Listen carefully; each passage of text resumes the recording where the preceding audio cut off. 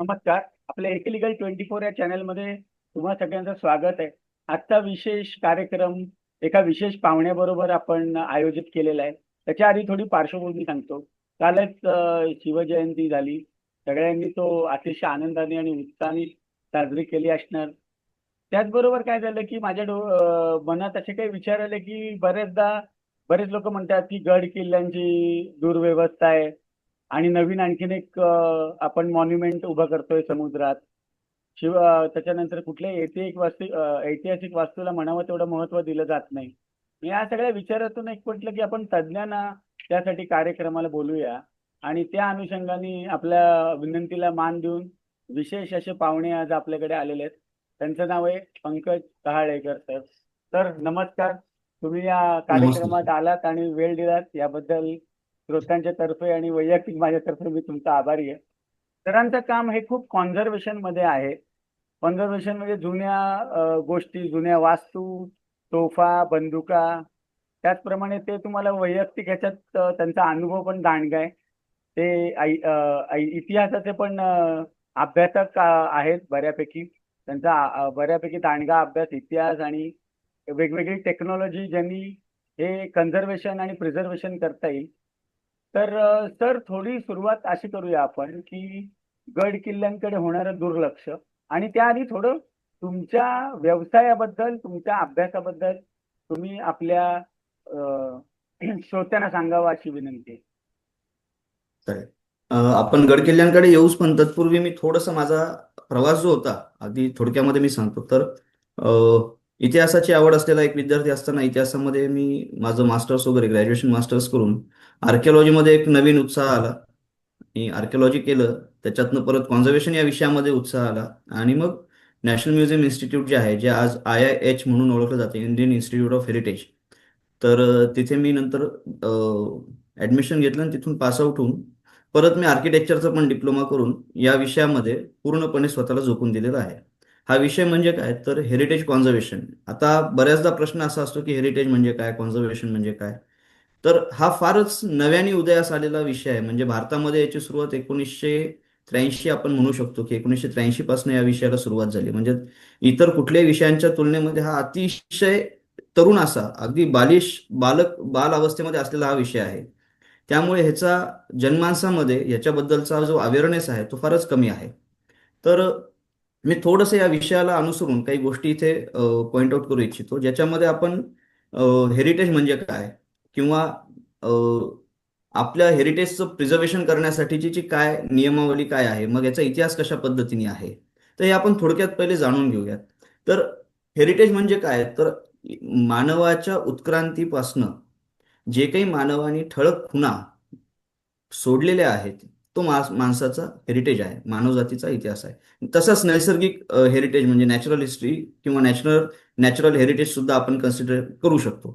पण आपण आज ज्या विषयावरती बोलतोय तो ठळकपणे जर का झाला तर अ, आपला मॅनमेड हेरिटेज जो आहे त्या विषयामध्ये आपण बोलतोय. म्हणजे तर त्याच्यात सगळे ह्याच्यामध्ये आले, काय आहे, किल्ले वगैरे सगळं आलं. सगळं आलं. हा, तर ह्याच्यामध्ये हत्यारं वगैरे डिवायडेशन असं सगळे. होतं, सगळं येणार. तर ह्याच्यामध्ये डिवायडेशन कसं होतं, की अगदी सुरुवातीला जर का पाहिलं तर टँजिबल आणि इंटँजिबल या दोन पद्धतीमध्ये त्याचं डिवायडेशन होतं. म्हणजे अ, मूर्त स्वरूपात आणि अमूर्त स्वरूपात असलेलं हेरिटेज म्हणजे संगीत, गायन, नृत्य हा जो भाग आहे, किंवा ज्या परफॉर्मिंग आर्ट जे आहेत, पेंटिंग टेक्निक्स वगैरे हे जे आहे, हे सगळं जे आहे ते तुमचं टँजिबल मध्ये जातं, परफॉर्मिंग आर्टमध्ये जातं. आणि इंटँजिबल मध्ये काय येतं, की जे तुमचं स्ट्रक्चर्ड आहेत, जसं मॉन्युमेंट, किल्ले, अ, गड्या, मंदिरं, त्याच्यानंतर तुमचे वस्तू, तलवारी, तोफा, ढाली, या सगळ्या आयव्हरी ऑब्जेक्ट्स, हे सगळं जे काही आहे हे तुमचं इंटँजिबल मध्ये येतं. आता याच्यामध्ये सुद्धा क्लासिफिकेशन होतं. ते क्लासिफिकेशन ऑर्गॅनिक आणि इनऑर्गॅनिक आणि कंपोजिट या 3 सेक्टरमध्ये केलं जातं. की ऑर्गॅनिक मध्ये जे आहे ते मग ऑर्गॅनिक सबस्टन्स पासून तयार झालेलं हेरिटेज, इनऑर्गॅनिक मध्ये जे काय आहे ते इनऑर्गॅनिक सबस्टन्स पासून तयार झालेलं हेरिटेज, आणि तिसरं जे आहे कंपोजिट, म्हणजे ज्याच्यामध्ये इनऑर्गॅनिक आणि ऑर्गॅनिक दोन्हीचं मिश्रण तयार असलेलं. उदाहरणार्थ, गड किल्ले जे आहेत ते आपण गृहीत धरू की मोस्टली इनऑर्गॅनिक मध्ये जातील. पण ऑर्गॅनिक जर का पाहायला गेलं तर तुमचं पुण्यातलं तुळशीबागेतलं जर का मंदिर पाहिलं तर त्याचा हम्म, सभामंडप पूर्णपणे लाकडात आहे. हम्म. तर लाकडामध्ये लाकूड हे ऑर्गॅनिक सबस्टन्स झालं. परंतु त्याच ठिकाणी जर का पाहिलं तर पूर्ण मॉन्युमेंट पाहिलं तुळशीबागेचं, तर लाकूड, वीट, चुना, दगड सगळ्यांचाच वापर करून ज्यावेळेस आपण ऍज अ होल त्या मॉन्युमेंटला पाहतो त्यावेळेस ते कंपोजिट मटेरियलमध्ये जातं आणि ते कंपोजिट मॉन्युमेंट म्हणून पाहिलं जातं. तर असं त्याचं डिवायडेशन एक ठळकपणे केलं गेलेलं आहे. आता आपण विषयाकडे येऊ कॉन्झर्वेशनच्या. आणि हेच म्हणजे मॉन्युमेंट संदर्भात जसा हा नियम लागू होतो तसंच ऑब्जेक्टसाठी पण होतो. म्हणजे तलवारीची मूठ आहे किंवा एखादे हँडेक्स आहे, तर अश्मयुगीच्या काळामध्ये हँडेक्स तयार केला गेला तर तो बांधला जाण्यासाठी लाकूड वापरला गेलेला आहे. तर लाकूड आणि दगड मिळून तो झाला परत कंपोजिटमध्ये. कॉम्पोजिट किंवा मध्ये. आयव्हरी आहे आणि त्याच्यासोबत मेटल जोडलेला आहे, किंवा आयव्हरी आहे त्याच्यासोबत स्टोन जोडलेला आहे, किंवा वूड आहे त्याच्यासोबत मेटल जोडलेला आहे. कॉम्बिनेशन ऑफ टू म्हणजे म्हणजे ऑर्गॅनिक. दोन पेक्षा जास्त विविध गोष्टी एकत्र आल्या की ते कॉम्पोजिट झालं थोडक्यात. दोन पेक्षा जास्त म्हणण्यापेक्षा दोन विविध कॅटेगरीचे एकत्र आल्यानंतर ते हा, कॉम्पोजिट झालं. म्हणजे कोकणातले घरं खाली तुम्ही चिऱ्यामध्ये असतं आणि वरती कौलं असतं कवलं आणि मध्ये लाकूड असतं, ते कंपोजिट लाकड झालं. composite. एक तर असाही अशा पद्धतीने समज आहे आपल्या समाजामध्ये की किल्ले म्हणजे शिवाजी महाराज म्हटलं की प्रेम सगळ्यांचं आहे, पण त्यांच्या वास्तूंकडे सगळ्यांचंच दुर्लक्ष आहे. हे म्हणजे हा सायकोलॉजिकल भाग काय हा माझ्या एक लक्षात येणं फार मला कठीण जातं. दुसरं म्हणजे बरोबर आहे हा प्रश्न. आता कुठेही कसं आहे, तुम्ही किल्ला बघा, स्वतःची नावं कोरायला सगळ्यांची घाई असते तिथे. पण साफसफाई करायला जा किंवा काही त्याच्याबद्दल कुठलं कन्स्ट्रक्टिव्ह कार्य करायला जा, मग तिथे लोक उदासीन असतात. याच्या मागचं काय कारण काय? याच्या मागचं कारण काय माहितीये का सर, मी आता थोड्या वेळापूर्वी सांगितलं तसं कॉन्झर्वेशन हा विषय फारच बाल्यावस्थेमध्ये आहे. हम्म, तर ह्याच्यामध्ये भरपूर रिसर्च आणि ग्रोथला आपल्याकडे डेव्हलपमेंट आणि ॲडव्हान्समेंट येण्यासाठी स्कोप आहे. हम्म, त्यामुळे या गोष्टींमध्ये थोडासा उशीर तर होणार, ह्या हम्म, फॅक्ट्स आहेत. परंतु ज्यावेळेस आपण विचार करतो की नावं लिहिण्यासाठी पुढाकार असतो पण स्वच्छतेसाठी नाही, पण सुदैवाने आज अशा बऱ्याचशा संस्था आहेत की जे गडकिल्ले संवर्धनाच्या माध्यमातून साफसफाई किल्ल्यांची खूप मोठ्या प्रमाणामध्ये हातभार लावतायत. आणि ते हम्म, खरंच काही ठिकाणी आपण त्याची स्तुती केलीच पाहिजे, कारण हम्म, या गोष्टी घडतात त्यामुळे ते आपलं प्रिझर्व केलं जात आहे. हम्म, पण त्याच अनुषंगाने मला सांगावं लागेल की ज्या ठिकाणी आपण म्हणतो की नावं लिहिले जातात, नावं कोरले जातात किंवा तिथे कचरा केला जातो, तर हा आपण कोणत्याही एका शासनाच्या किंवा कोणत्या एखाद्या एजन्सीला त्याच्यासाठी आपण नाव ठेवण्यापेक्षा आपण हा विचार केला पाहिजे की सरकारचं काम वेगळं आहे, हम्म, सोसायटीचं काम वेगळं आहे, ग्रुपचं काम वेगळं आहे आणि इंडिव्हिज्युअलचं काम वेगळं आहे.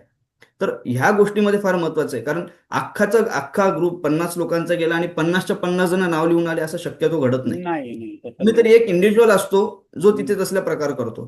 तर हम्म, तो इंडिव्हिज्युअलच्या अवेअरनेसचा प्रॉब्लेम आहे. तर हम्म, आपल्याला या प्रोसेसमध्ये, हम्म, कॉन्झर्वेशन या प्रोसेसमध्ये आपल्याला दोन फ्रंटवरती काम करावं लागतं. हम्म, एक म्हणजे सायंटिफिक आणि एक्झिक्युशनल फ्रंट जो आहे, म्हणजे ज्याच्यामध्ये तुम्ही सायंटिफिक डेव्हलपमेंट करता आणि ती एक्झिक्यूट करता, आणि ऍट द सेम टाइम तुम्हाला प्रिव्हेन्शनवरती काम करावं लागतं, म्हणजे हम्म, क्युरेटिव्ह आणि प्रिव्हेन्शन. तर प्रिव्हेंटिव्ह मध्ये तुम्हाला समाजापर्यंत असलेले आपलं जे काही हेरिटेज आहे, भारत हा जगातल्या सगळ्यात श्रीमंत असं हेरिटेज असलेला देश आहे. म्हणजे भारता एवढा कल्चरली रिच हेरिटेज असलेला देश जगामध्ये आपल्याला सापडत नाही. हम्म, आणि दुर्दैव हे आहे की आपल्या दैनंदिन जीवनामध्ये सुद्धा आपल्याला हेरिटेजचा वापर आपल्याकडे आहे. म्हणजे आजीच्या आजीचा तांब्या सुद्धा आज आपल्या घरामध्ये सापडतो. आणि 100 पैकी 50 घरांमध्ये हे आहे, ठळकपणे आपल्याला दिसतात की वापर आहे. खेडेगावांमध्ये सुद्धा आज आपल्याला ते खूप जास्त प्रमाणात पाहायला भेटतं, पण आपल्याला आज त्याची व्हॅल्यू माहिती नाही. आणि तेच जर का आपण युरोपियन कंट्रीजमध्ये गेले तर छोटासा धबधबा पाहण्यासाठी लोक तासन तास वेटिंग करून तिथे जातात. आपल्या इथे धबधब्या सह्याद्री पाहिलं तर अथांग आहे आपला सह्याद्री, त्याच्यासाठी मोजता येणार नाही तेवढे छोटे मोठे धबधबे आहेत. तर आपल्याकडे त्याची व्हॅल्यू नाहीये. तर व्हॅल्युएशन जे आहे ते आपल्याला शिक्षणातनं द्यावं लागणार आहे, त्यांचा अवेअरनेस आपल्याला वाढवावा लागणार आहे. आणि हा अवेअरनेस वाढवण्यासाठी आणि कॉन्झर्वेशन म्हणजे क्युरेटिव्ह आणि प्रिव्हेंटिव्ह ह्या दोन्ही मेजर्स ऍप्लिकेशनमध्ये आणण्यासाठी नॅशनली इंटरनॅशनली काही नियमावली तयार झालेली आहे. त्याचा एक इतिहास आहे. जसं की आपण पाहायला गेलं तर अथेन्स चार्टर जे आहे ते 1931 मध्ये पहिल्यांदा जगामध्ये आलं की हिस्टॉरिकल मॉन्युमेंटला कशा पद्धतीने पाहिलं पाहिजे आणि त्याची सुधारणा किंवा त्याचं कॉन्झर्वेशन कशा पद्धतीने केलं गेलं पाहिजे. तर या विषयावरती ज्यावेळेस आपण बघितलं तर त्याच्यामध्ये आउटलाईन दिलेली आहे की या आउटलाईनमध्ये आपल्याला कॉन्झर्वेशन किंवा रिस्टोरेशन जे आहे ते या आउटलाईनमध्ये बसलं पाहिजे. हम्म, म्हणजे उदाहरणार्थ की बाबा काय मटेरियल वापरलेलं आहे त्याच मटेरियलमध्ये वापरावं. समजा चुन्यात असेल तर चुन्यातच वापरावं, दगडात असेल तर दगडातच वापरावं, थोडक्यात सांगायचं म्हणजे प्रेक्षकांना सोप्या भाषेत समजावून सांगायचं झालं तर तशा प्रकारे. पण 1931च्या आधी काय होतं, हम्म, तर 1931च्या काळापासून म्हणजे अथेन्स चार्टर ज्यावेळेस लिहिलं गेलं तेव्हापासनं हा विषय खऱ्या अर्थाने स्ट्रक्चरल फॉर्ममध्ये आपल्याकडे वापरात यायला लागला किंवा त्याच्याकडे तो सिरियसनेसनी कॉन्शियसली पाहायला जाण्यासाठी सुरुवात झाली. पण हे सगळं घडत होतं युरोपमध्ये. आपल्याकडे तसा अजून ट्रेंड आलेला नव्हता. हम्म. तर 1931 आणि 1983 हा खूप मोठा गॅप आहे. तर ह्या गॅपमध्ये पण आपल्याकडे तसं पाहिलं तर आर्किओलॉजिकल सर्व्हे ऑफ इंडिया 1862 मध्येच तयार झालेला आहे. तर त्याही काळामध्ये काही लॉज लिहिल्या गेले, त्या पद्धतीने फॉलो केल्या गेले आणि त्यामुळे सुद्धा भरपूरसं आपल्याकडे जे हेरिटेज आहे ते प्रिझर्व केल्या गेलेलं आहे. परंतु हे जे चार्टर्स आहेत हे आपण गाईडलाईन समजू शकतो. ही गाईडलाईन जी आली ती तेव्हापासून यायला लागली. मग त्याच्यानंतर व्हेनिस चार्टर आलं, बुरा चार्टर आलं, ज्याच्यामध्ये मग व्हेनिस चार्टरमध्ये काय सांगितलं की तुम्ही सराउंडिंग म्हणजे स्ट्रक्चर, मॉन्युमेंट आणि त्याचं सराउंडिंग सुद्धा आहे तसं प्रिझर्व केलं गेलं पाहिजे. म्हणजे कॉन्टेक्स्ट त्याचा जो आहे तो जपला आहे पाहिजे. तो राहिला पाहिजे. बरोबर. पण मग हे पण त्याच्यानंतर 1931 सालच्याच वेळेतलं आहे का काय त्याच्यानंतरच आहे? नाही, हे 1964 मध्ये आलं. 64 मध्ये. म्हणजे कालावधी बघा किती मोठा आहे. हम्म. त्याच्यानंतर 1979 मध्ये आणि 2013 मध्ये 1979 मध्ये बुरा चार्टर आलं. त्याच्यामध्ये त्यांनी सांगितलं की कल्चरल सिग्निफिकन्स फार महत्वाचं आहे. म्हणजे सिलेक्शन ऑफ मटेरियल जे आहे किंवा सिलेक्शन ऑफ मॉन्युमेंट इथपासून सगळं म्हणजे कशाला प्रोटेक्ट केलं गेलं पाहिजे, प्रायोरिटाईज कशाला करायचं, तो एक फॉर्मॅट तयार झाला. आणि त्याच्यानंतर मग त्याच्यामध्ये काय झालं की तो फॉर्मॅट नंतर सगळीकडे जगभरामध्ये वापरला गेला. की आपण म्हणतो की अ श्रेणीचं मॉन्युमेंट आहे, ब श्रेणीचं मॉन्युमेंट आहे. हे सिलेक्शन जे आहे ते त्याच्याप्रमाणे सुरू झालं. त्याच्यानंतर फ्लोरेन्स चार्टर आलं, ज्याच्यामध्ये हिस्टोरिकल गार्डन्सला सुद्धा प्राधान्य देण्यात आलं. अच्छा. त्याच्यासाठीच्या गाईडलाईन्स तयार झाल्या. त्याच्यानंतर मग वॉशिंग्टन चार्टर आलं, ज्याच्यामध्ये अर्बन प्लॅनिंग सारखा विषय आला की टाउन कॉन्झर्वेशन. म्हणजे आज आपण जर का बघितलं तर मुंबईचा जो फोर्ट एरिया आहे तर तो पूर्ण फोर्ट एरियालाच आपण प्रयत्न करतो की तो हेरिटेज टाउन म्हणून किंवा टाउन. हेरिटेज म्हणून आपण त्याला हे करतो, प्रमोट करतो. तर तशा पद्धतीने मग आपला एका मॉन्युमेंटपेक्षा आपण त्या पूर्ण टाउनला कशा पद्धतीने प्रिझर्व करायला पाहिजे त्याची एक संरचना तयार करण्याचा प्रयत्न केला गेला. त्याच्यानंतर नारा डॉक्युमेंट जो आहे किंवा ऑथेंटिसिटीचा तो आला की बाबा अँटिक्विटी काय ज्या आहेत किंवा जे काही स्ट्रक्चर्स आहेत त्याची ऑथेंटिसिटी काय आहे की बाबा एखादं स्ट्रक्चर सतत बनत आलेलं आहे over the period of time, 100 वर्षामध्ये ते 3 वेळेस बनलं, मग त्याची ऑथेंटिसिटी काय आहे. तसे सगळे अभ्यास त्याच्यामध्ये करण्याचा त्याच्यामध्ये प्रोव्हिजन आलं आणि हे सगळे हळूहळू नंतर वापरात यायला लागले.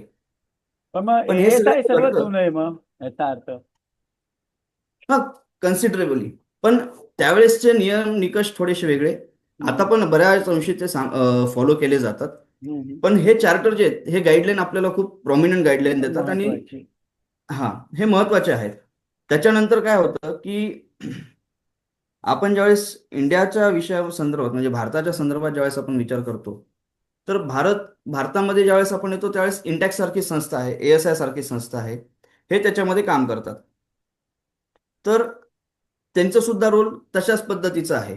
त्यांचे रोल इंडिजिनियस टेक्निक वापरून आहे किंवा इंडियन कंडिशन्स काय आहेत त्याच्यानुसार त्याच्यामध्ये चेंजेस आहेत. आता बरं. हा भाग झाला की कशा माझा पद्धती एक ऍक्च्युली प्रश्न त्याच्यामध्ये असा होता की हेरिटेज, ओके, हे इंटरनॅशनल हेरिटेज आणि इंडियन हेरिटेज ह्याच्यात बेसिकली काय फरक आहे हा एक माझा प्रश्न होता. दुसरं म्हणजे बरोबर. आता ASIच्या बाबतीत असं दिसतं की जनतेचं मत ASI बद्दल काही फार चांगलं नाही आणि माझ्या काही मित्रांनी जवळजवळ 1200 वर्ष MP मध्ये जुनं देऊळ त्यांनी काय म्हणू आपण रिस्टोअर म्हणा त्याच्यात किंवा अपलिफ्टमेंट करायचा प्रयत्न केला तर कलेक्टर पासून गावातले लोकांचा त्याला पाठिंबा असून सुद्धा कलेक्टर पासून सगळे विरोधात उभे राहिले आणि त्याने ते काम 3 आठवड्यात बंद पाडायला लावलं. हे कुठेतरी एखादी काय थडगं उभं राहतं आणि ते त्याला ऑथेंटिसिटी पण मिळते आणि त्याच्या मागे सगळे उभे पण राहतात आणि ते चालतं. मग ते अनधिकृत बांधकाम ASI ला मान्य असतं. पण कुठेही पॉझिटिव्ह काही काम करायला गेलं की ASI करायला देत नाही. एवढं कशाला एकविरा देवीचं तुम्ही देऊळ बघा ASIच्या अंडर आहे. पुण्याला कार्ला केव्हच्या अंडर येतं ते. काय त्यांनी त्याची निगा राखली आहे. त्यांचं बजेट किती हेही मग समाजात मुख्यतः काय आहे की म्हणजे तुमच्यासारख्या तज्ज्ञाला बोलवण्याचं कारण पण तेच आहे की जर आमचे काही गैरसमज असतील सामान्य माणूस म्हणून ASI बद्दल तर ते दूर झाले पाहिजेत आणि ASIच्या कानी पण कळलं पाहिजे की सामान्य माणूस पण आता जागा होतोय. मग ते कैलास असेल संभाजीनगर मधलं त्याच्याबद्दलचे काही प्रश्न असतील किंवा ओव्हरऑल अख्ख्या देशामध्ये वरपासून खालपर्यंत हे प्रश्न असतील तर ते आता त्यांना सिरियसली घ्यायला लागतील. अ, आता हळूहळू याच्यामध्ये खूप मोठ्या प्रमाणामध्ये आपल्याला डेव्हलपमेंट होताना दिसतीये. तुम्ही जे बोलले की कदाचित हा विषय जुना असेल, आता महाराष्ट्राच्या कॉन्टेक्स्टमध्ये जर का पाहायचं झालं तर आताच मला वाटतं 2 ते 3 महिने झाले असतील की सर्व मॉन्युमेंटवरचं अतिक्रमण हटवण्याचा GR पास झालेला आहे. ही महाराष्ट्र शासनाने केलेली खूप मोठी एक अचिव्हमेंट आपण म्हणायला पाहिजे हेरिटेजच्या. आम्ही जे हेरिटेज लव्हर्स आहोत आमच्यासाठी ही खूप मोठी अचिव्हमेंट आहे. कारण आम्ही याच्यामध्ये काही केलेलं जरी नसलं, महाराष्ट्र शासनाने जरी हा नियम आणलेला असला तरी पण हेरिटेज प्रिझर्वेशनमध्ये खूप मोठं रोल प्ले करतो. हे हे खरं आहे की निगा राखण्यामध्ये काही संस्था काही ठिकाणी कमी पडतात. त्याचं कारण म्हणजे काय आहे की ज्याही वेळेस आपल्याला ते करायचं आहे तर त्याचा अर्बन प्लॅनिंग जो मी थोड्या वेळापूर्वी बोललो, टाउन प्लॅनिंग किंवा अर्बन प्लॅनिंग, हे प्लॅन्स आता बनायला लागलेले आहेत. आधी तसे प्लॅन तेवढे एक्झिक्यूट केले जात नव्हते. आधी बजेटचे इश्यू होते. आणि परत लक्षात घ्या की हा विषय फार नवा आहे भारतासाठी. जरी 1862 मध्ये हा विषय झाला तरी फक्त डॉक्युमेंटेशन पॉईंट ऑफ व्ह्यू हा विषय चालत होता. पण आपल्याकडे प्रिझर्वेशन मध्ये पण वस्तू आपल्याकडे 5,000 वर्षापेक्षा जुने आहेत. आहेत ना. मग आता त्या काळी आता कसं पण करत होते? आता हा, मग आता आता हा आता आता प्रश्न येतो की ठीक हम्म. आहे, ASI आता जाऊ दे, ते तर आताच आले, तिथं शेंबडी मुलं आहेत असं आपण धरू. पण मग आता पूर्वीच्या काळी म्हणजे 2,000 वर्ष, 3,500 वर्ष, त्या काळी प्रिझर्वेशनची काय पद्धत होती? आपलं वास्तुशास्त्रामध्ये याचं मेन्शन केल्या गेलेलं आहे. मी फार पूर्वी म्हणजे 12-13 मध्ये, 2012-13 मध्ये थोडासा माझा ज्यावेळेस त्या विषयांमध्ये अभ्यास करत होतो, वास्तविक माझा संवर्धन म्हणजे स्ट्रक्चरल कॉन्झर्वेशन मध्ये माझा रोल तसा नाहीये. हम्म. माझा मेजर पार्ट जो येतो तो केमिकल कॉन्झर्वेशनचा येतो. पण अच्छा. तरी सुद्धा मी ह्याच्याबद्दल थोडीशी माहिती अशी देऊ शकतो माझ्या नॉलेजच्या आधारावरती की पूर्वीच्या काळी सुद्धा हे होतं, रिस्टोरेशन हे होत होतं. आणि कसं होतं की मटेरियल सेमच असायचं, जे काही मटेरियल वापरलं जायचं ओव्हरऑल ते मेजरली सिमिलरच होतं. कारण तो जो स्टॅटिग्राफी आहे किंवा जो हम्म. सिक्वेन्स आहे तो फॉलो केले गेलेला आहे. आणि डॉक्युमेंटेशन हे सुद्धा होतं. तर डॉक्युमेंट करताना म्हणजे एखादं स्ट्रक्चर उभं करताना त्याचं प्लॅन जो असायचा तो सुद्धा हम्म. डॉक्युमेंटेड असायचा. तो हम्म. लोकांपर्यंत पोहोचलेला असायचा. काम करणारे लोक ठराविक असायचे. त्यामुळे त्या लोकांकडे ते कल्चरली त्यांच्याकडे ते नॉलेज असायचं. हम्म. आज काय होतंय की माझ्या आधीच्या फॅमिलीजमध्ये किंवा माझ्या आधी जे काही माझे पूर्वज आहेत त्यांनी याच्यामध्ये कधी काम केलेलं नाहीये स्ट्रक्चर्समध्ये, की बाबा त्यांनी हिस्टोरिकल स्ट्रक्चर रिस्टोर केलेत किंवा काही ऑब्जेक्ट रिस्टोर केलेत. नाही, मी नव्याने या फील्डमध्ये आलोय तर मला कल्चरल सिक्वेन्स त्या सब्जेक्टचा नाहीये. नॉलेज मी माझं डेव्हलप केलेलं आहे किंवा मी त्याच्यामध्ये स्टडी करून माझं हे नॉलेज हे केलेलं आहे, संपादलंय. परंतु ह्याच्यामध्ये काय होतं की पूर्वापार एकच फॅमिली आहे की ज्या पद्धतीचं ते काम करत होते, असं प्रत्येक ठिकाणी स्ट्रक्चर होते. त्यामुळे त्या लोकांकडे त्याचं नॉलेजही होतं आणि त्या पद्धतीने ते कामं केले जात होते. त्याच्यामुळे त्याच्यामध्ये आपल्याला कोणत्या काळामध्ये कोणतं काम केलं हे सहज शोधता येणं आधीच्या काळामध्ये थोडं कठीण जातं. परंतु त्यावेळेस त्या पद्धतीने तसं काम होत असल्यामुळे आपल्याला त्याच्यामध्ये मोनोटोनसनेस दिसतो. पॉलिक्रोम आपल्याला जाणवत नाही. तर तो त्याच्यातला भाग आहे. आता आपण आजच्या डेटला जर का बघितलं तर आज आपल्याला त्याचं इन्व्हेस्टिगेशन, काय मटेरियल वापरलं आहे, काय टेक्नॉलॉजी वापरलंय, आज त्याच्यातले प्रॉब्लेम काय, त्यावेळेसचे प्रॉब्लेम काय होते, त्यावेळेसचे चॅलेंजेस काय होते, आज त्याचे चॅलेंजेसचा इम्पॅक्ट काय होतोय, हे सगळं अभ्यासणं गरजेचं आहे. कारण आज आपण नवीन बांधण्याच्या संदर्भात बोलत नाही आहोत, तर आहे ते प्रिझर्व करण्याच्या संदर्भात कारण बोलतो. समजा हम्म. आता याचं मुख्य कारण प्रिझर्वेशन अशामध्ये मध्ये अजून एक पार्ट काय आहे की फंक्शनिंग मॉन्युमेंट आणि नॉन फंक्शनल मॉन्युमेंट. तर हा सुद्धा एक पार्ट आहे. समजा आपण एखादं मंदिर घेतलं तर ते फंक्शनल मॉन्युमेंट झालं. तिथलचे चॅलेंजेस वेगळे आहेत. आणि एखादं फोर्ट झालं किंवा एखादं वाडा झाला जो की कधीतरी एखाद्या वेळेस किंवा फार तुरळक प्रमाणात लोक तिथं जातात, त्या केसमध्ये त्याची फंक्शनॅलिटी जी आहे ती निग्लिजिबल आहे. तो नॉन फंक्शनल मॉन्युमेंटमध्ये जातो. तिथे रिच्युअल्स वगैरे काही तुम्ही करत नाही आहे त्या स्टेटमध्ये, त्याला फक्त प्रिझर्व करायचंय, मेंटेन करायचंय, डिटोरिएशन होऊ नये हेच बघायचं. परंतु या केसमध्ये तुमचे मंदिरांच्या केसमध्ये तुमच्याकडे रिच्युअल्स होणार आहेत. तिथं भरपूर मोठ्या प्रमाणामध्ये क्लायमेटमध्ये फ्लक्च्युएशन येणार आहे.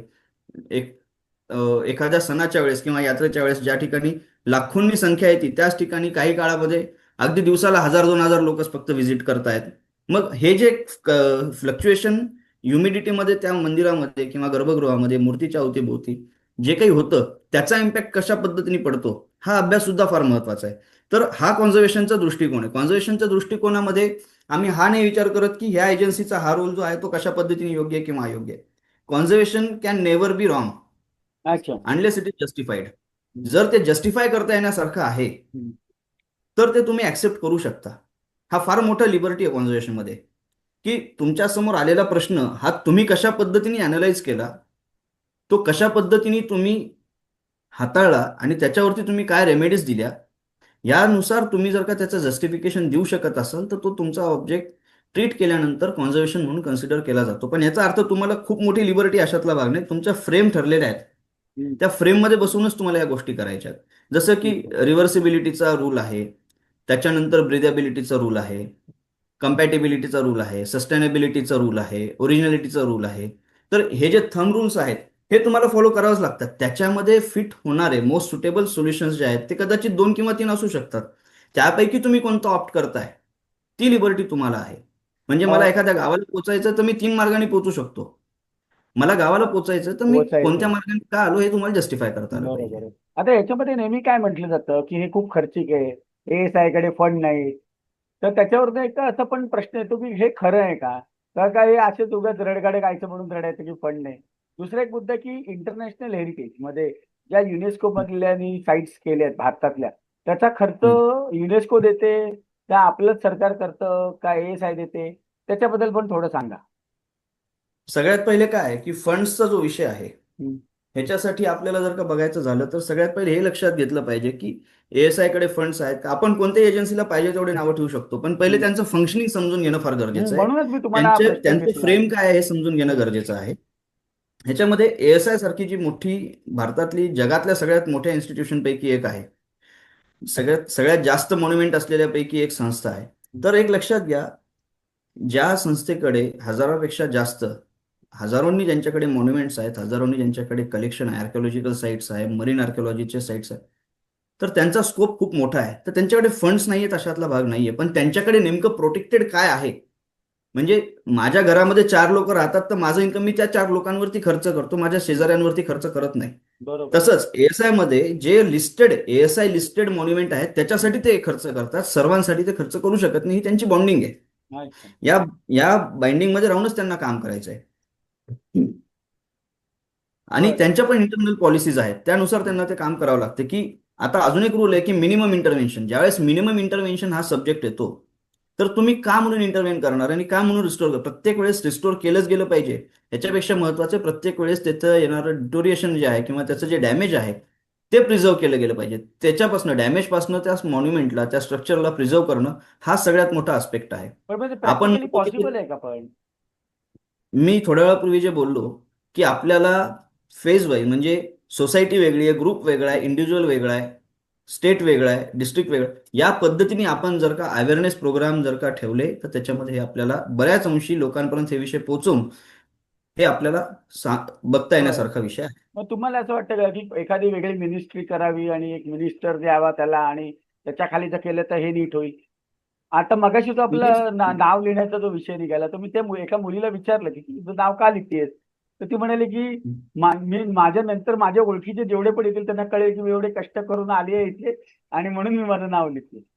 तर मला थोडस ते हसू पण आलं त्याच की मुलीला जर का आपण प्रश्न केला असता की ज्या व्यक्तीने हा किल्ला बांधला हम्म, त्या व्यक्तीचं तुला कुठे नाव सापडतं का, तुझ्यापेक्षा नक्कीच त्या व्यक्तीने जास्त कष्ट केलेत. अच्छा. तुला असं वाटतं का की त्या व्यक्तीपेक्षा तू जास्त कष्ट केले, तिथलच्या ज्या लोकांनी हे मजुरी करून खालनं दगड वरपर्यंत आणले, आणि इथं कष्टाचं पाणी म्हणजे रक्ताचं पाणी करून हा किल्ला उभा केला, ज्या लोकांनी हा किल्ला सांभाळला, ज्या सैनिकांनी हा किल्ला वाचवण्यासाठी आपलं रक्ताचं जीवाचं बलिदान दिलं, त्या बलिदान. लोकांची नावं कुठे लिहिलेले दिसतात का बाळा? मग जर का त्या लोकांची नावं नाहीत तर तुझं बलिदान जे आहे थोडंसं वरपर्यंत येण्याचं ते त्यांच्यापेक्षा खूप मोठं झालं असेल तर आपण इथं सुवर्णाक्षरांनी तुझं नाव लिहू, आपण शासनाकडे तसं प्रपोजल पाठवू.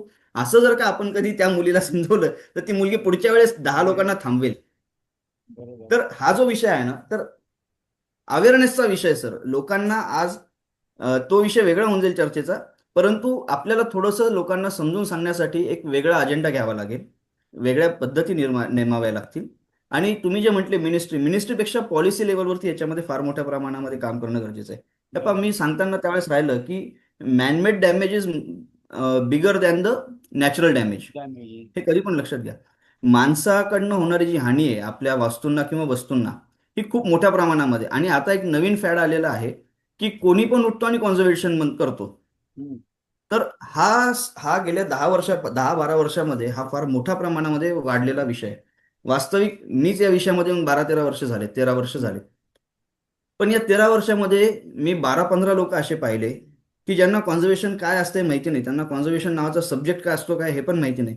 पण ते मंदिरांमध्ये, लोकांचं प्रायव्हेट कलेक्शनमध्ये ते संवर्धनाचं काम करतायत.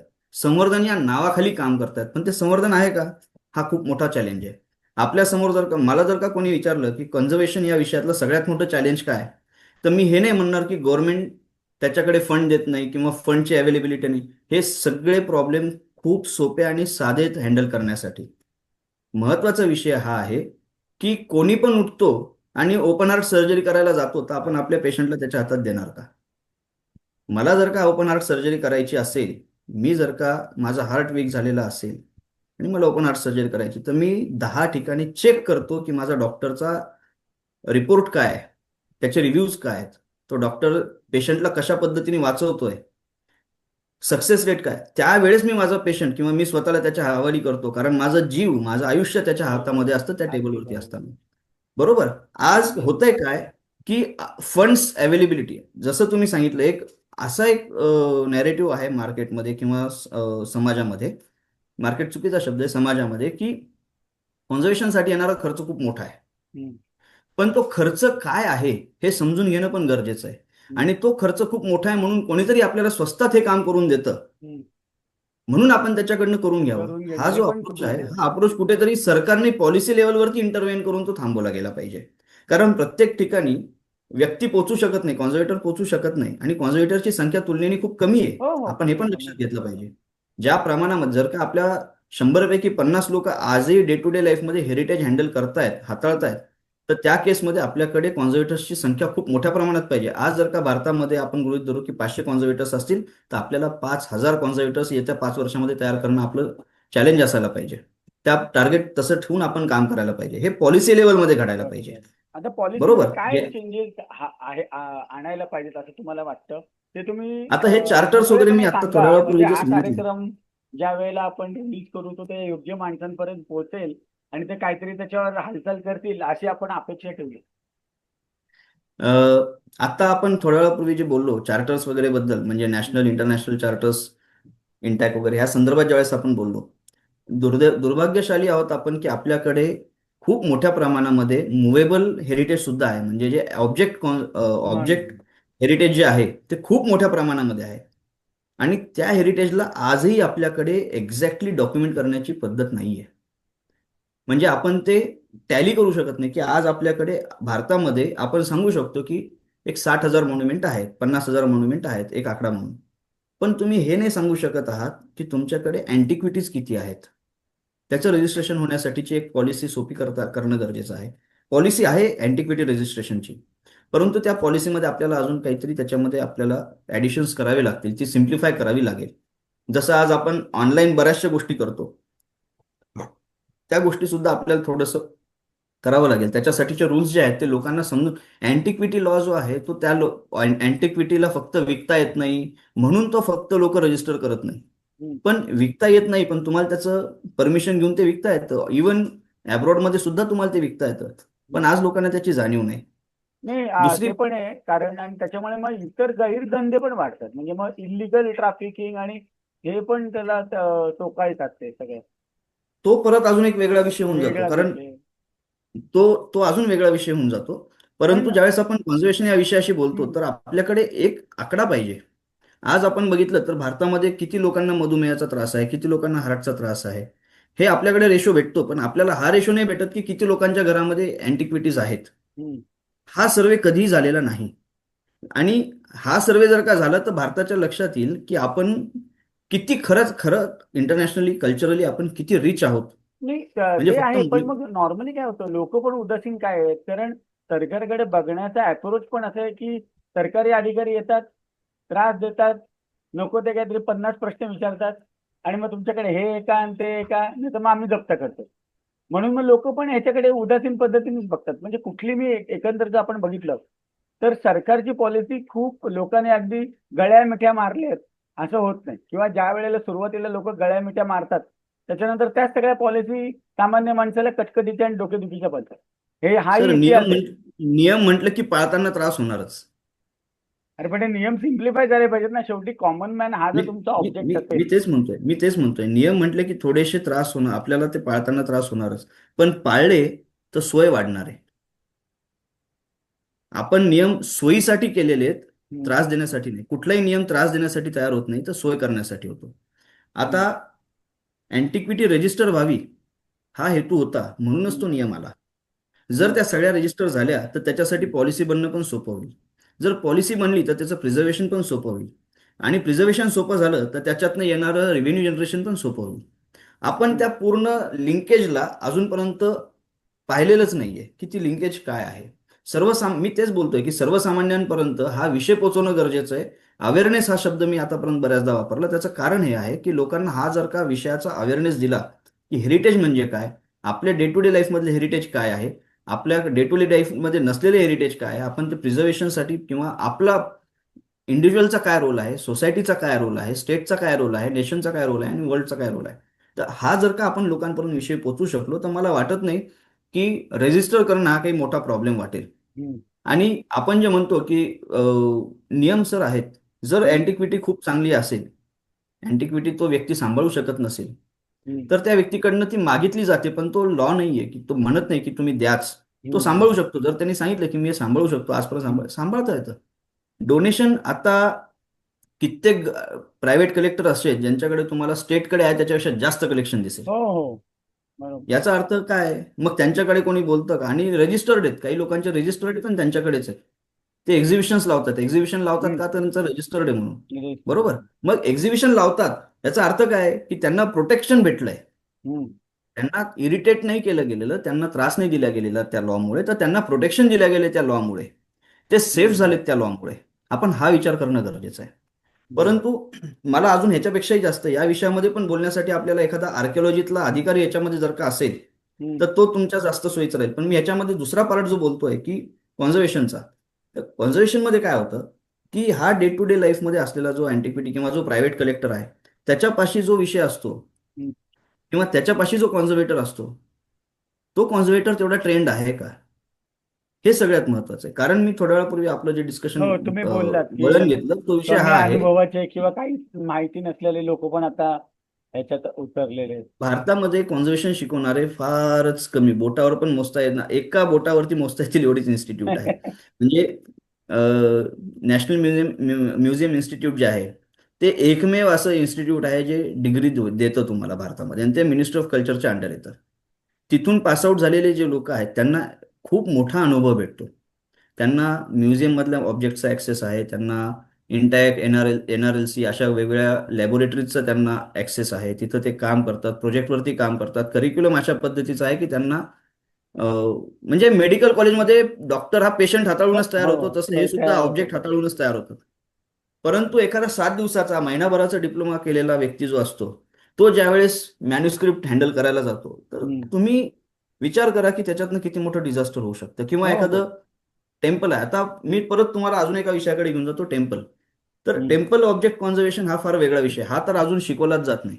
हम्म. लक्षात घ्या, म्युझियम ऑब्जेक्टमध्ये तुमच्या कॉन्झर्वेशनला मराठी शब्दामध्ये संवर्धन हा शब्द वापरला जातो. बरोबर आहे. पण त्याच वेळेस जर का तुम्ही मूर्ती, मंदिरातल्या मूर्तीचं संवर्धन म्हटलं, तिथं वज्रलेप हा शब्द येतो.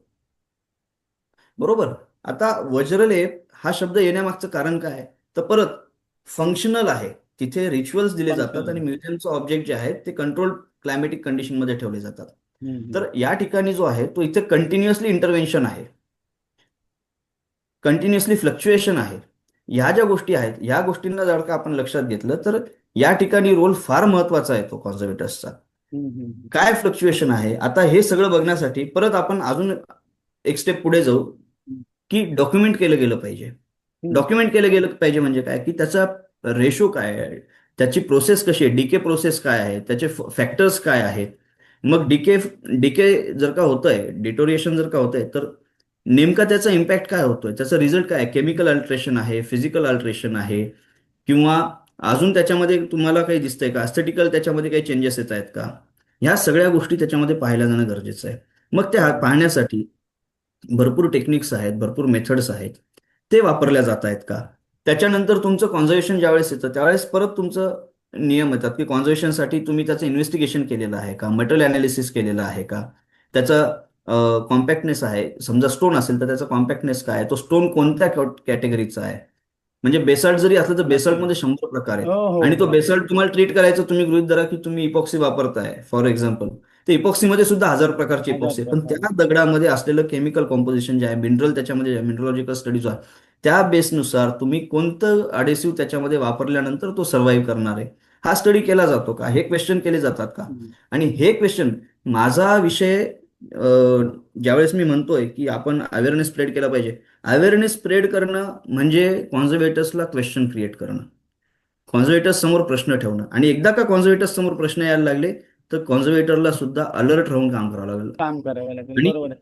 आता आणि माझा थोडा जो प्रश्न जसं होता, जसं हा, हम्म, ते तो होता डॉक्युमेंटेशनवर. आता डॉक्युमेंटेशन होत नाहीये का? जे आधी केलं होतं ते काही कारणाने नाश पावलंय, असं झालंय, काय झालंय काय? आणि सर, आता आता आता डॉक्युमेंटेशन तर हा असा विषय आहे, हा, डॉक्युमेंटेशन हा असा विषय आहे की याच्यामध्ये खूप मोठ्या प्रमाणामध्ये डेव्हलपमेंट सतत होत गेली आहे. हम्म, एक लक्षात घ्या, 2010 मध्ये फोटोग्राफी करण्यासाठी, एरियल व्ह्यू साठी तुम्हाला कुठेतरी चढून हो, किंवा हेलिकॉप्टर मधून बरोबर तुम्ही आहे, हो फोटोग्राफी करायला लागायची. आज तुम्ही ड्रोननी करताय. हो. ही ऍडव्हान्समेंट आहे. हम्म, तुम्ही ड्रोननी फोटोग्राफी करत असताना समजा एखादी आर्किओलॉजिकल साईट आहे किंवा हम्म, एखादं मॉन्युमेंट आहे, फोर्ट आहे, त्याचं जर का तुम्हाला डॉक्युमेंटेशन करायचं आहे, पेरिफेरियल डॉक्युमेंटेशन जर का करायचं आहे, तुम्ही एका ड्रोननी 1.5 ते 2 तासामध्ये पूर्ण ह्याचं करू डॉक्युमेंटेशन करून शकता, घेऊ शकता, बरोबर आहे. ज्याच्यामध्ये तुम्हाला मेजरमेंट, तुम्हाला कॉन्टूर बिंटूर सगळं भेटतं. लायडर स्कॅनिंग सोबत तुम्हाला ते सगळं भेटून जातं. ते तुम्हाला आधी पॉसिबल होतं का? तेवढं म्हणजे नाही. खूप एक एक एक एक ते टेक्नॉलॉजिकली तुम्हाला करायलाच आधी एक एक दिवस चॅलेंजेस जायचा. होते. हो हो हो. त्याच्यामध्ये आधी चॅलेंजेस होते. हम्म, टेक्नॉलॉजिकल ऍडव्हान्समेंट डॉक्युमेंटेशन या क्षेत्रामध्ये खूप मोठ्या प्रमाणामध्ये आलेली आहे. हम्म.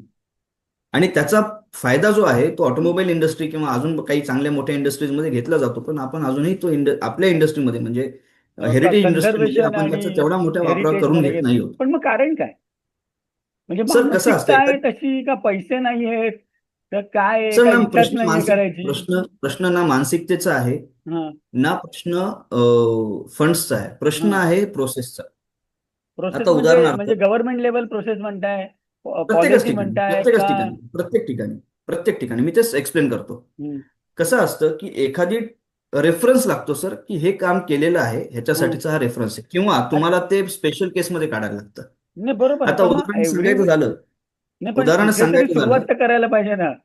सुरुवात प्रत्येक पण झाली. वेळेला मी त्यामुळे कोणीतरी आधी केलेलं असेल. आता मी भरपूर आर्किटेक्ट मी बरोबर मी जेव्हा मी वावरायचो, तेच सांगतो मी तेच ते, सांगायचा प्रयत्न करतोय बरं, हा बोला. की ह्याच्यामध्ये काय आहे की सुरुवात झालेली आहे. हम्म, माझं स्वतःचं उदाहरण देतो. एक पुतळा आहे मेटलचा, हम्म, आणि आम्हाला त्याचं स्कॅनिंग करायचं होतं. हम्म, आम्ही थर्मल स्कॅनिंग केलेलं होतं. हम्म, आम्ही अल्ट्रासॉनिक स्कॅनिंग, त्याचा थिकनेस टेस्ट घेतलेली होती. परंतु आम्हाला त्याचं MRI सारखं जे आहे, रेडिओग्राफिकल हम्म. स्कॅनिंग आम्हाला करणं अपेक्षित होतं, जेणेकरून आम्हाला इंटरनल स्ट्रक्चरचा, आम्हाला त्या स्टॅच्यूचा अभ्यास करता येईल. मेटलचा स्टॅच्यू होता, कॉपर अलोयचा होता. आता ज्या वेळेस आम्हाला त्याचा अनालिसिस करायचं, इंटरनल स्ट्रक्चर पाहायचं आहे स्टॅबिलिटीसाठी, तर त्या केसमध्ये आम्हाला त्याचं रेडिओग्राफी म्हणजे आपण थोडक्यात MRIचा रेफरन्स घेऊ त्याच्यासाठी. तर ओपनली आपल्याला ते करता येत नाही. हम्म, तो ऑब्जेक्ट आपल्याला तिथे न्यावा लागतो. हम्म. पण अच्छा. इन्स्टॉल स्टॅच्यू होता, तो आपल्याला नेता येणार नव्हता, तर आपण ओपन एअर त्याची रेडिओग्राफी केली. हम्म, जस्ट इमॅजिन करा सर, भारतामध्ये अशा पद्धतीची परमिशन दिली जात नाही, परंतु आपल्याला तशी परमिशन दिल्या गेली. हम्म, बरोबर. ती परमिशन आपल्याला प्रत्येक, म्हणजे भाभा ॲटॉमिक रिसर्च सेंटर असेल हम्म, उदाहरणासाठी, कारण रेडिओग्राफी करायचं त्यांची आपल्याला परमिशन लागतेच. ती परमिशन आली, त्याच्यानंतर BMCची आली, या सगळ्या परमिशन आल्या आणि आपण ते एक्झिक्यूट केलं सक्सेसफुली. हम्म. आणि त्याचा रिझल्ट सुद्धा आपल्याला खूप हातामध्ये जो आला तो खूप चांगला आला. अरे वा. त्या बेसिसवरती आपल्या कॉन्झर्वेशनच्या ज्या प्रोसेस होत्या किंवा जो प्लॅन ऑफ ऍक्शन होता तो त्याच्यानुसार ठरला, आणि त्याच्यानुसार आपण ते. तर सर, आता तो पुढचा प्रश्न मला तुम्हाला विचारायचा आहे की युनेस्को बऱ्याचशा साईट्स भारतात देते. मग त्या जेव्हा घेते तेव्हा त्याचे नियम काय आहेत? आणि ते काही पैसे देतात का? ते स्वतः सांभाळतात का? ते ASI ला किंवा महानगरपालिकेला त्याचे अधिकार देतात सांभाळायचे? हा एक प्रश्न होता. आणि दुसरा प्रश्न होता की ASI जेव्हा कुठली साईट स्वतःच्या ताब्यात घेते तेव्हा त्याचे नियम काय आहेत? समजा एखादा तुमच्याकडे पूर्वापार तुमचं देऊळ आहे घराण्याचं किंवा माझं आहे थोडक्यात किंवा आणखीन कोणाचं असेल, ते जर ASI ला ताब्यात घ्यायचं असेल तर ते ASI असं घेऊ शकते का? तर आपली NOC लागते? हे दोन प्रश्न होते. बरं, आता पहिला प्रश्न जो आहे फंड्सचा, हम्म, तर युनेस्को प्रोटेक्टेड मॉन्युमेंट जे आहे, तर त्याच्यासाठी युनेस्कोकडनं फंड्स येतात. हम्म, आणि नॅशनली प्रोटेक्टेड मॉन्युमेंट जे असतात हम्म, त्याच्यासाठी मात्र आपल्याला ASI थ्रूच ते प्रोटेक्शन केलं जातं. हम्म, तर ASIच्या बजेटमधनंच ते करायला लागतं. हम्म. हा एक बेसिक फॉर्म झाला. त्याच्यानंतर बरं. आता तुम्ही जो आता दुसरा प्रश्न विचारला, एक मिनिट याच्यामध्ये थोडं आहे की युनेस्को स्वतः करते का कुठली एजन्सी नेमते का महानगरपालिकेला देते काम?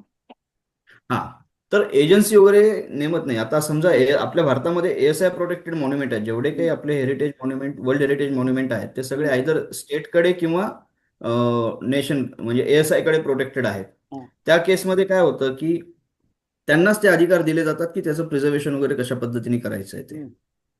आणि ती ऑथॉरिटी पूर्ण त्यांच्याकडेच असते. आणि ASIचा स्टाफ तेवढा कॉम्पिटंट आहे का कन्झर्वेशन आणि याच्या बाबतीत? आता त्यांच्याकडे काय आहे की केमिकल कॉन्झर्वेशनची एक त्यांची सेपरेट ब्रांच आहे, हम्म, आणि इंजिनिअरिंग स्ट्रक्चरल किंवा हा जो पार्ट आहे त्याची त्यांच्याकडे सेपरेट डिव्हिजन आहे. त्याच्यानंतर एक्सकॅव्हेशन पण त्यांच्याकडे आहे, हम्म. आर्किओलॉजिकल एक्सकॅव्हेशन. एक्सकॅव्हेशनमध्ये ASI सारखं काम डेक्कन कॉलेज एक आहे ज्यांचं सगळ्यात उत्कृष्ट काम आहे. तर ASIचं काम डेक्कन कॉलेज त्याच्यातही म्हणजे चांगलं आहे. पुण्याचं म्हणताय तुम्ही? पुण्यातलं. बरोबर. त्याच्यानंतर आता प्रश्न येतो कॉन्झर्वेशनचा. तर हम्म, स्ट्रक्चरल कॉन्झर्वेशनमध्ये पॉलिसी वाईज जर का पाहिलं तर ASI पॉलिसी जी आहे ती आर्किओलॉजीची जी पॉलिसी आहे ते फॉलो करतात, आणि त्याच्यामध्ये त्यांचं काम चांगलं आहे. फक्त काही ठिकाणी काय होतं की आधी जे प्रकार होते, आता मध्यंतरीच्या काळामध्ये तुम्ही बघाल तर मागच्या 10 वर्षामध्ये डेव्हलपमेंट खूप चांगली होती, 10-12 हम्म. वर्षामध्ये. परंतु पूर्वी जे होतं त्याच्यामध्ये भरपूर आपल्याला दिसत होतं. परत त्याच विषयाकडे की नवीन फेजमध्ये आहे.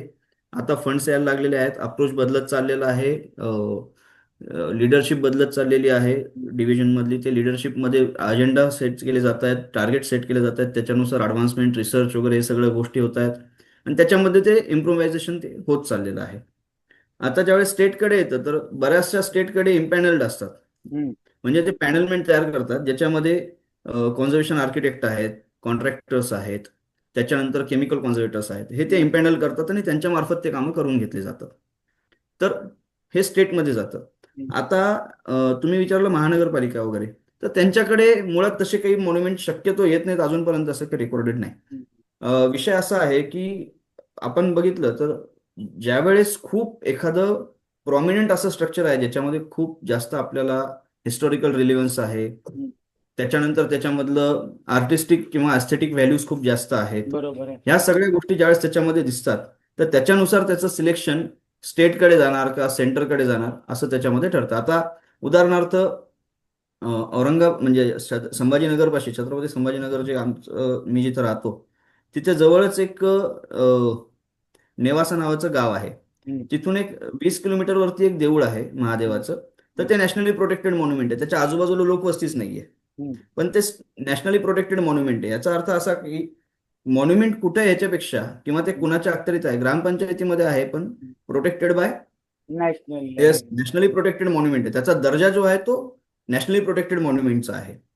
तशातला तो भाग आहे. जर ते मॉन्युमेंट तेवढं त्याच्यामध्ये जर का कार्विंग असेल, तेवढं डिटेलिंग असेल, तेवढं त्याचं हिस्टॉरिकल रिलेव्हन्स असेल, एस्थेटिक व्हॅल्यू त्याची तशी असेल, त्याच्यानंतर त्याचं मटेरियल व्हॅल्यू जे आहे, या सगळ्या गोष्टींचा कन्सिडरेशनमध्येच मग त्याचं डिमार्केशन होतं की तो स्टेट प्रोटेक्टेड होईल का नॅशनली प्रोटेक्टेड होईल, या पद्धतीने. म्हणजे जेवढं जास्त कार्विंग जेवढी त्याची व्हॅल्यू जास्त तेवढं जेवढी नॅशनल कडे. फक्त कार्विंग हा नाही बघितला जात इश्यू हा. पार्ट. मल्टिपल आस्पेक्ट्स आहेत त्याच्यामध्ये जे त्याच्यामध्ये पाहिले जातात, हम्म. की बाबा कोणत्या डायनेस्टीचा आहे, कशाला हा. रिप्रेझेंट करतं, त्याची कल्चरल सिक्वेन्स काय किती आहे, ह्या जुनं सगळ्या आहे गोष्टी वगैरे त्याच्यामध्ये वगैरे. पाहिल्या हा. जातात. हा.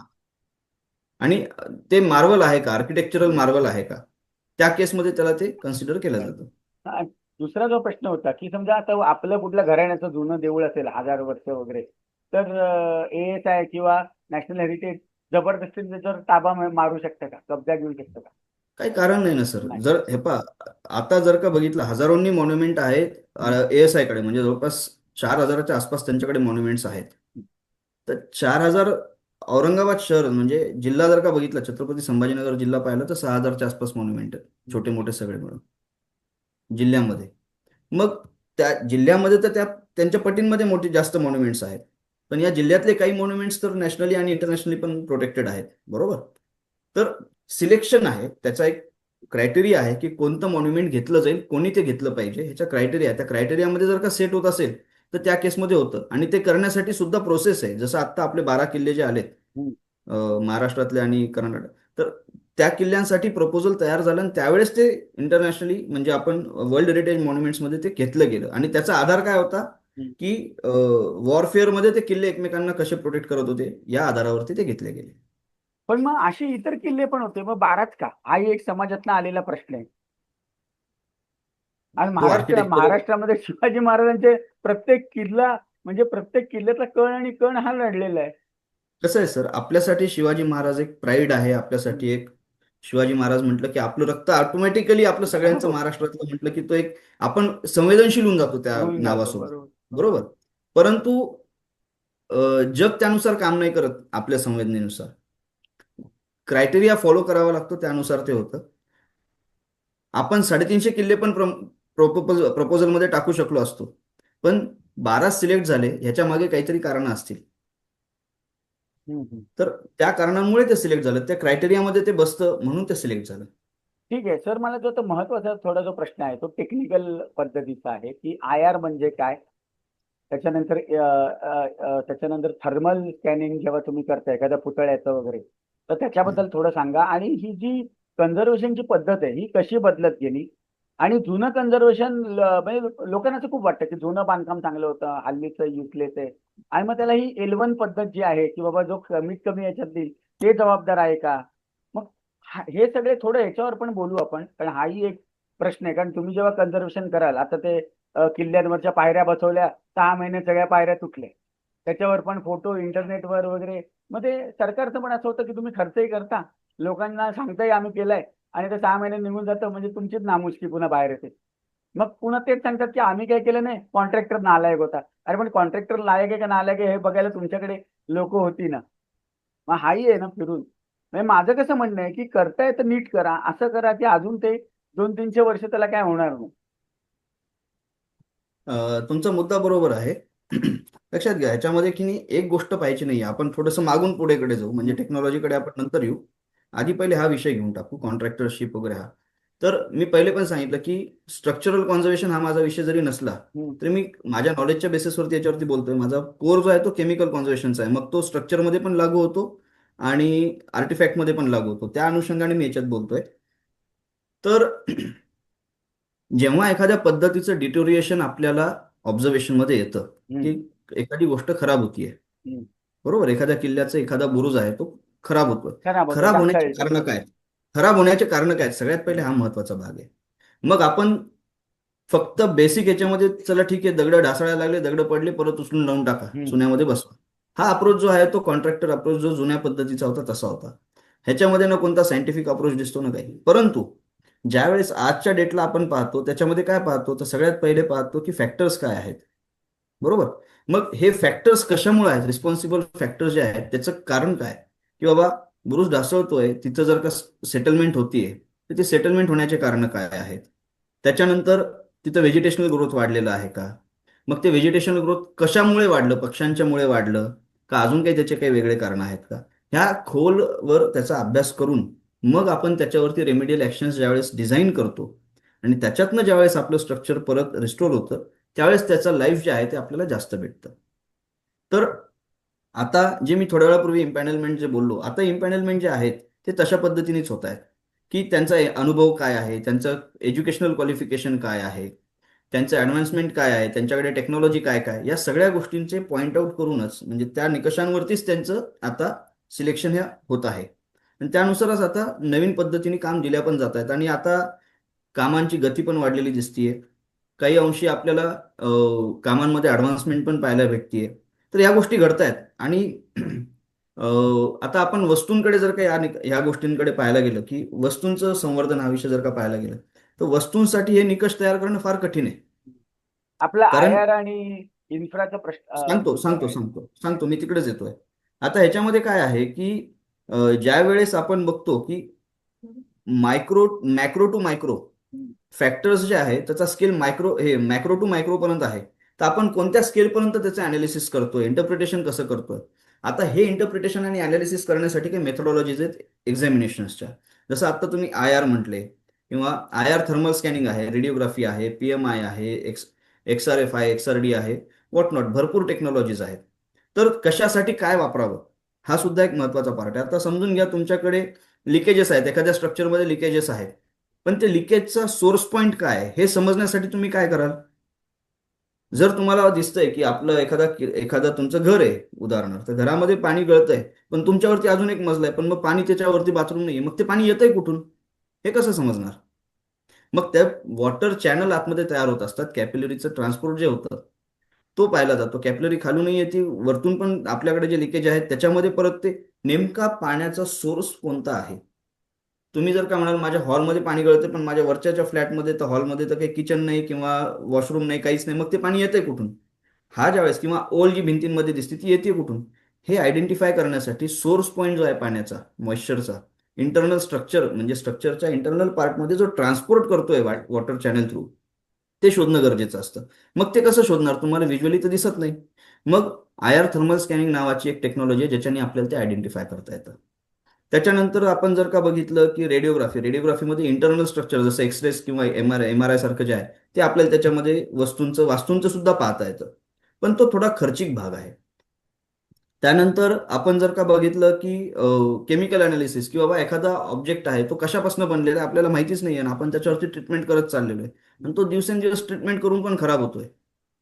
किंवा खराब होण्याचे कारण काय आहेत, आता समजा एखादा मेटल अलॉय आहे, मी त्याचं कंपोजिशन काढलं, केमिकल कंपोजिशन काढलं आणि त्याच्यामध्ये मला समजलं की 12 ते 13 प्रकारचे मेटल त्याच्यामध्ये अलॉय करताना वापरले गेलेले आहेत.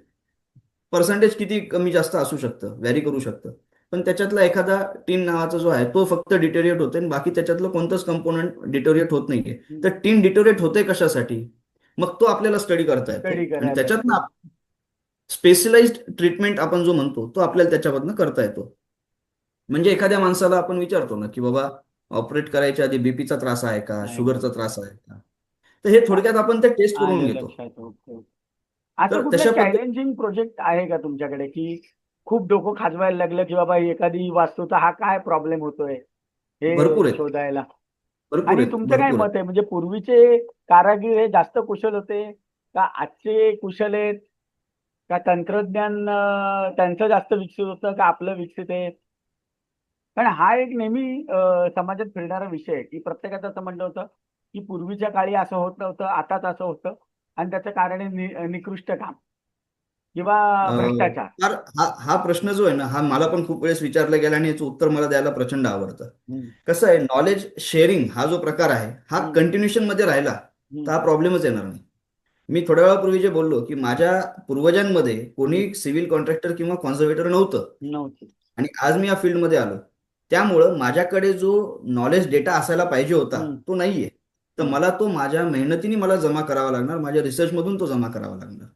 सिमिलरली या जुन्या टेक्निक्स ज्या आहेत त्या कालांतराने होत असलेल्या ॲडव्हान्समेंटमुळे, लोकांच्या गरजेमुळे, लोकांच्या आर्थिक व्यवस्थापनामुळे या काही चेंज होत गेल्या आणि त्या चेंजेसमुळे या हेरिटेज टेक्निक ज्या एन्शियंट टेक्निक्स ज्या आहेत किंवा या ज्या आपण कन्स्ट्रक्शनसाठी किंवा वस्तू घडवण्यासाठीच्या ज्या टेक्निक्स होत्या त्या हळूहळू लोप पावत गेल्या.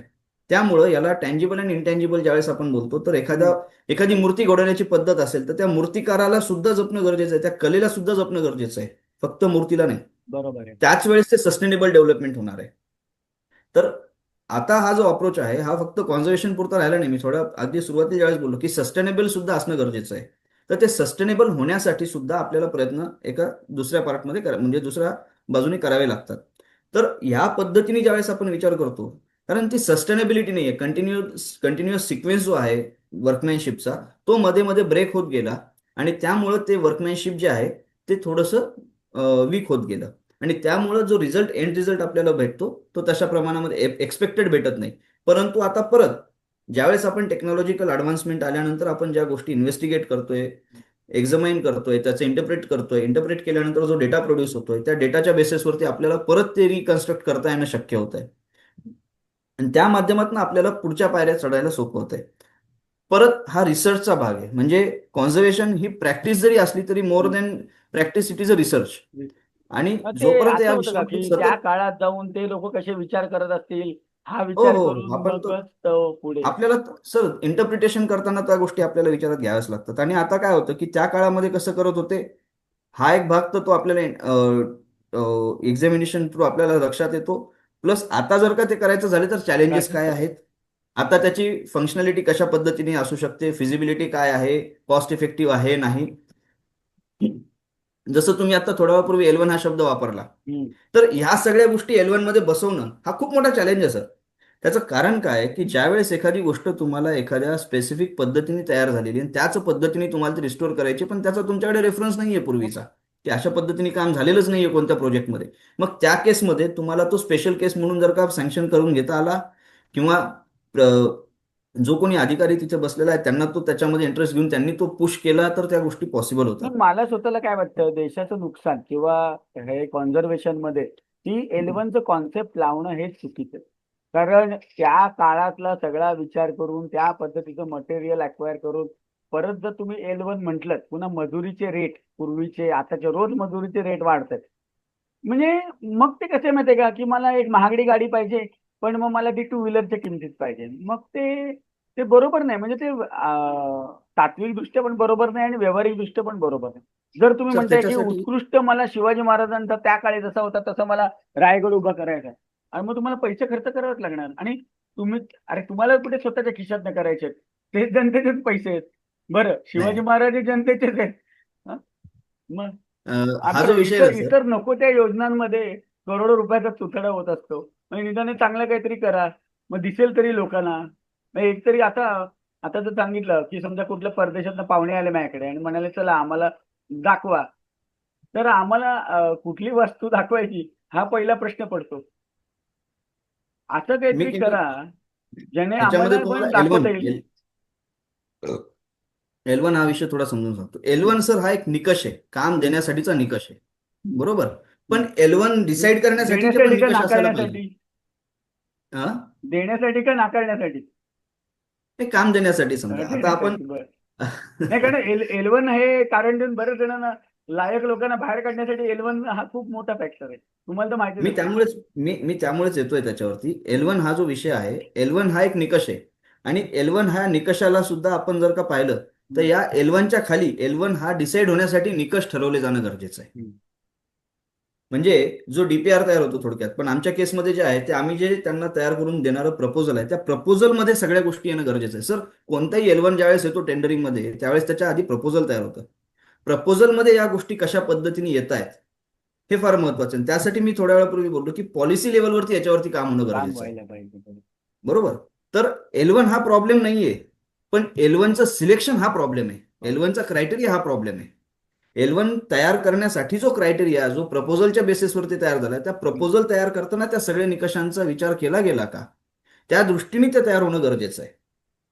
तर हे पॉलिसी लेवलवरती होईल. उदाहरणार्थ एखादं स्ट्रक्चर आहे आणि तिथे तुम्हाला बायोसॉइलिंगचा प्रॉब्लेम आहे.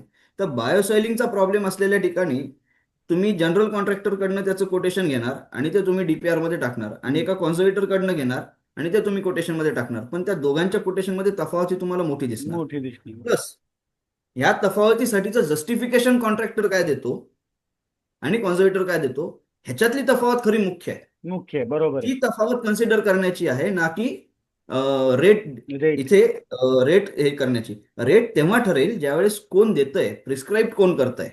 डॉक्टर मेडिसिन सजेस्ट करतोय, प्रिस्क्राईब करतोय, का कंपाऊंडर किंवा मेडिकल स्टोअरवाला करतोय. हा फरक जो आहे, हा फरक इथे फार महत्वाचा आहे आणि हा पॉलिसी लेवलवरती घडू शकतो. आणि आज आम्ही जो प्रयत्न करतोय तो पॉलिसी तयार करण्यासाठी, कॉन्झर्वेशन पॉलिसी भारतासाठी तयार व्हावी, हा अट्टाहास आहे. भारताकडे स्ट्रक्चरल, आतापर्यंत तुमचे सगळे प्रश्न जे होते ते स्ट्रक्चरल कॉन्झर्वेशन संदर्भातले होते. हम्म. परंतु स्ट्रक्चरल कॉन्झर्वेशनसाठी एक पॉलिसी पण आहे, चार्टर्स पण आहेत, फंडामेंटल सुद्धा काही गोष्टी त्याच्यामध्ये आहेत. परंतु ज्यावेळेस आपण येतो ऑब्जेक्ट कॉन्झर्वेशन मध्ये किंवा केमिकल कॉन्झर्वेशन मध्ये, केमिकल कॉन्झर्वेशन ऑफ स्ट्रक्चर्स, हम्म. देर आपल्याला त्या ठिकाणी कुठली पॉलिसी दिसत नाही. पण मग मी काय म्हणतो, समजा आपण किंवा सगळ्या तुम्ही कन्झर्वेस्ट लोकांनी एकत्र येऊन एक हायकोर्टात पीआयएल टाकली तर त्याच्यावर काहीतरी व्यवस्थित काम तरी होईल. हायकोर्ट कसं आहे, डायरेक्शन तरी देईल. हा बरं, हा जो हायकोर्टाने विषय आहे, डायरेक्शन दिले म्हणजे राज्य सरकारला करायलाच लागेल. हा जो विषय आहे, हम्म, आमचे कॉन्झर्वेशनचं असोसिएशन असतं. हम्म, नॅशनली एक कॉन्झर्वेशन असोसिएशन आहे. हम्म, आणि त्याच्यामध्ये ह्याच्यावरती सतत काम चालू आहे. ह्याच्यावर हम्म, पॅनल तयार झालेला आहे. ते पॅनलमध्ये त्याच्यावरती काम चालू आहे. हम्म, ते काम प्रत्येक वेळेस ज्यावेळेसही आमचे पॅनल डिस्कशन्स होतात त्याच्यामध्ये सतत काही इनपुट्स येतात आणि ते आता पॉलिसी लेवलसाठी जाण्याचं, सेंट्रली ते एक्झिक्युशनसाठी येण्याचे चान्सेस आहेत. आहे. म्हणजे सेंटर सोबत त्याचं कम्युनिकेशन चालू आहे, कारण ही नॅशनल लेवल असोसिएशन असल्यामुळे हम्म. जे ऑथॉरिटी पर्सन्स आहेत त्यांचं कम्युनिकेशन चालू आहे मिनिस्टर ऑफ कल्चरमध्ये. चला, आपण एक आणि ते जर त्याच्याकडे का झालं. पॉझिटिव्हली बघूया आणि लवकर होईल आणि एक चांगली पॉलिसी येईल जेणेकरून सगळ्यांना सगळ्यांचेच मार्ग सोपे होतील आणि आम्हाला पण एक सुंदर स्वच्छ अशी स्मारक आपल्या ऐतिहासिक वास्तू दिसतील अशी आपण अपेक्षा आणि परमेश्वराकडे प्रार्थना करूया.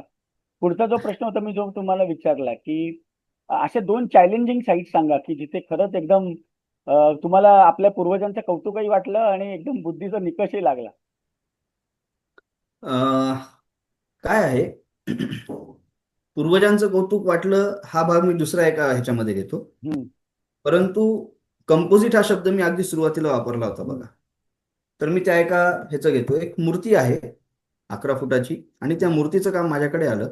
ही गोष्ट 2016 मधली आहे आणि त्याचं काम करत असताना कुठलंच स्कॅनर माझं त्याच्यावर काम करत नव्हतं. हम्म, कारण ती शेंदुराने लेपलेली होती, हम्म, त्याच्यावरती शेंदूर होता आणि शेंदुरामध्ये लेड असल्यामुळं आपलं हम्म. कोणतेच स्कॅनर त्याच्यावरनं काम करू शकत नाही. अच्छा. आता त्या केसमध्ये मूर्ती असल्यामुळे, मंदिरातली मूर्ती असल्यामुळे आपल्याला त्या ठिकाणी त्याचं मग हात लावायला परमिशनच देत नव्हते. किंवा हम्म, मूर्ती आतमध्ये कशाचं स्ट्रक्चर आहे, शेंदुराच्या लेअरच्या आतमध्ये कशाचं स्ट्रक्चर आहे हे माहितीच नाही, कुणालाच माहिती नाही. कारण ते खूपच जुनी मूर्ती होती. 11 फुटी मूर्ती. आती एवढी मोठी मूर्ती जर का आतमध्ये काहीच निघालं नाही तर मग काय करणार, लोकांना काय उत्तर देणार, हा सगळ्यात मोठा प्रश्न आहे. आणि जर का फक्त शेंदुराचाच ढाचा असेल आणि तो जर का आपण काढला, नात काही भेटलं नाही, तर न शेंदुराचा ढाचा राहिला न राहिला मूर्ती बरोबर. राहिली. राहिला. म्हणजे देवघर बिना देवाचं ही हम्म, भीती जी होती खरंच होती. हम्म, त्या केसमध्ये आम्ही स्कॅनिंग करायचा प्रयत्न केला. लेडचा लेअर खूप मोठा असल्यामुळे आम्हाला स्कॅनर्स कामच केले नाहीत. हम्म, मग त्या केसमध्ये आम्ही बोरोस्कोप करायचं ठरवलं, पण हम्म, बोरोस्कोप करण्यासाठी पण त्यांनी आपल्याला परमिशन दिली नाही. बोरोस्कोप म्हणजे जसं आपण इंडोस्कोपी करतो हम्म. तशा पद्धतीचा बोरोस्कोप असतो, की म्हणजे आपण ते खूप गोप काढून आतमध्ये बघायचं. पकडून आतमध्ये सोडून आपण सगळे कॅमेऱ्यातनं बघू शकतो स्क्रीनवरती. परंतु आपल्याला त्याची परमिशन दिल्या गेली नाही. मग त्या केसमध्ये आपण त्याचे रेप्लिका तयार केले. हम्म, पहिले रेप्लिका तयार करून, आता तिथे 3D डॉक्युमेंटेशन करता येणं शक्य होतं, पण हम्म, 3D डॉक्युमेंटेशन पेक्षा ॲज इट इज त्यांना पूर्णच फिजिकल फॉर्ममध्ये त्यांना ती हे पाहिजे होतं स्ट्रक्चर किंवा ते स्कल्पचर. ते आपण त्यांना काढून दिलं. त्याच्यानंतर आपण शेंदूर मेकॅनिकली काढायला सुरुवात केली हम्म, आणि आतमध्ये आपल्याला जे सापडलं हम्म, ते कंपोजिट. काही ठिकाणी सनबेक ब्रिक होत्या, हम्म, काही ठिकाणी बेक्ड ब्रिक होत्या, हम्म. काही ठिकाणी आपल्याला वूड होतं, काही ठिकाणी मेटल होतं. आणि हे सगळं जे होतं ते लाईमच्या अडेशन मध्ये बसवलेलं होतं, अरे वा. म्हणजे लाईमला मॉर्टर म्हणून वापरून ते सेट केलेलं होतं. हम्म, हम्म, आता या केसमध्ये लाईम सुद्धा खूप मोठ्या प्रमाणामध्ये कॉम्प्रोमाइज झालेला होता. स्ट्रक्चरल डॅमेज खूप मोठ्या प्रमाणामध्ये होतं. ते सगळं आपल्याला रिस्टोर करताना वुडन पार्ट जो होता तो पूर्ण खराब झालेला होता. हम्म, मेटल जे होतं ते कोरोड झालेलं होतं. मग ते पार्ट आपल्याला तिथलचे बदलावे लागणार होते. आणि मेटलचे पार्ट आपण तिथे नंतर ठेवले गेले होते हे पण लक्षात आलं. म्हणजे कोणीतरी मधल्या काळामध्ये तिथे इंटरव्हेन्शन केलेलं होतं हे पण केलेलं लक्षात होतं. आलेलं. तर मग आपल्याला ते कॉल घ्यावे लागले आणि त्यानुसार आपण ते सगळं केलं. स्लेक लाईम आपण स्वतः त्याचं लाईमचं कॉम्पोजिशन चेक करून मग त्याच्यानंतर आपण परत स्कॅनिंग केलं, थर्मल स्कॅनिंग केलं. तिथं ग्राउंड वॉटर टेबल तिथलचा कसा आहे, तर तिथलचा ग्राउंड वॉटर टेबल खूप हाय होता. मग त्या केसमध्ये काय करावं लागेल की जेणेकरून कॅपिलरी ऍक्शन थ्रू त्या मूर्तीला कसल्या प्रकारामध्ये हानी होणार नाही. मग त्याचे आपण आयसोलेशनचे लेअर वगैरे आपण ते करून ते सगळं करून घेतलं. मग आपण लाईम तयार करून लाईम मॉर्टरमध्ये सगळं ते परत स्ट्रक्चर जे डॅमेज झालेलं होतं ते बनवलं. शिसम लाकडाचं जे होतं, लाकूड जे होतं तेच लाकूड, शिसमाचंच लाकूड आपण परत ते प्रोक्यूर करून त्याच्यामध्ये ते शेप देऊन ते पार्ट वगैरे सगळे त्याचे डिझाईन वगैरे करून ते परत फिक्स केले. आता इथे रिस्टोरेशन आपल्याला तेवढं करणं गरजेचं होतं. आता इथे परत 2 फंडामेंटल डिफरन्सेस येतात. एएसआय म्हणतं की आहे तसं प्रिझर्व केलं पाहिजे. हम्म. इव्हन एएसआय नाही, जगातले सगळेच जे चार्टर्स किंवा जे नियम आहेत ते सांगतात की आहे तसं प्रिझर्व करा, आहे तसं पुढच्या पिढ्यांसाठी ते प्रिझर्व करून ठेवा. पण या ठिकाणी आपण जर का आहे तसं ठेवायला गेलं तर ते मंदिरातली आयडेंटिटी संपून जाणार. समजलं. त्यामुळे फंक्शनल ज्या ठिकाणी आहे त्या ठिकाणी तुम्हाला रिस्टोरेशन हा कॉल घ्यावा लागतो. पण तो किती घ्यायचा हा सुद्धा महत्वाचा पार्ट आहे. या ठिकाणी आपल्याला त्याच्यामध्ये कुठल्याही प्रकारचं आपण मटेरियल अल्टरेशन करणार नव्हतो, कुठल्याही प्रकारचं फॉरेन मटेरियल इंट्रोड्यूस करत नव्हतो. ज्या केमिकल कॉम्पोजिशन मध्ये आपण जे एक्झिस्टिंग मटेरियल आहे त्याचंच आपल्याला नवीन मटेरियल भेटत होतं. त्यानुसार आपण त्याचं रिस्टोरेशन केलं, परत त्याचं शेंदूरलेपन झालं आणि ती परत मूर्ती पूजेमध्ये आली. अरे वा. हा. तर ह्याच्यामध्ये पूर्वजांनी हे काम जे केलेलं होतं ते घाईघाईमध्येच केलेलं होतं, नाही. हे सुद्धा आम्हाला जाणवत होतं. हम्म. आता अ, एका कट्यारीचा तुम्हाला किस्सा सांगतो. हम्म. मला माहिती नव्हतं की कट्यारीमध्ये कधी बंदूक असू शकेल. अरे. मी कधी imagine करू शकलो कधी इमॅजिन केलं नव्हतं.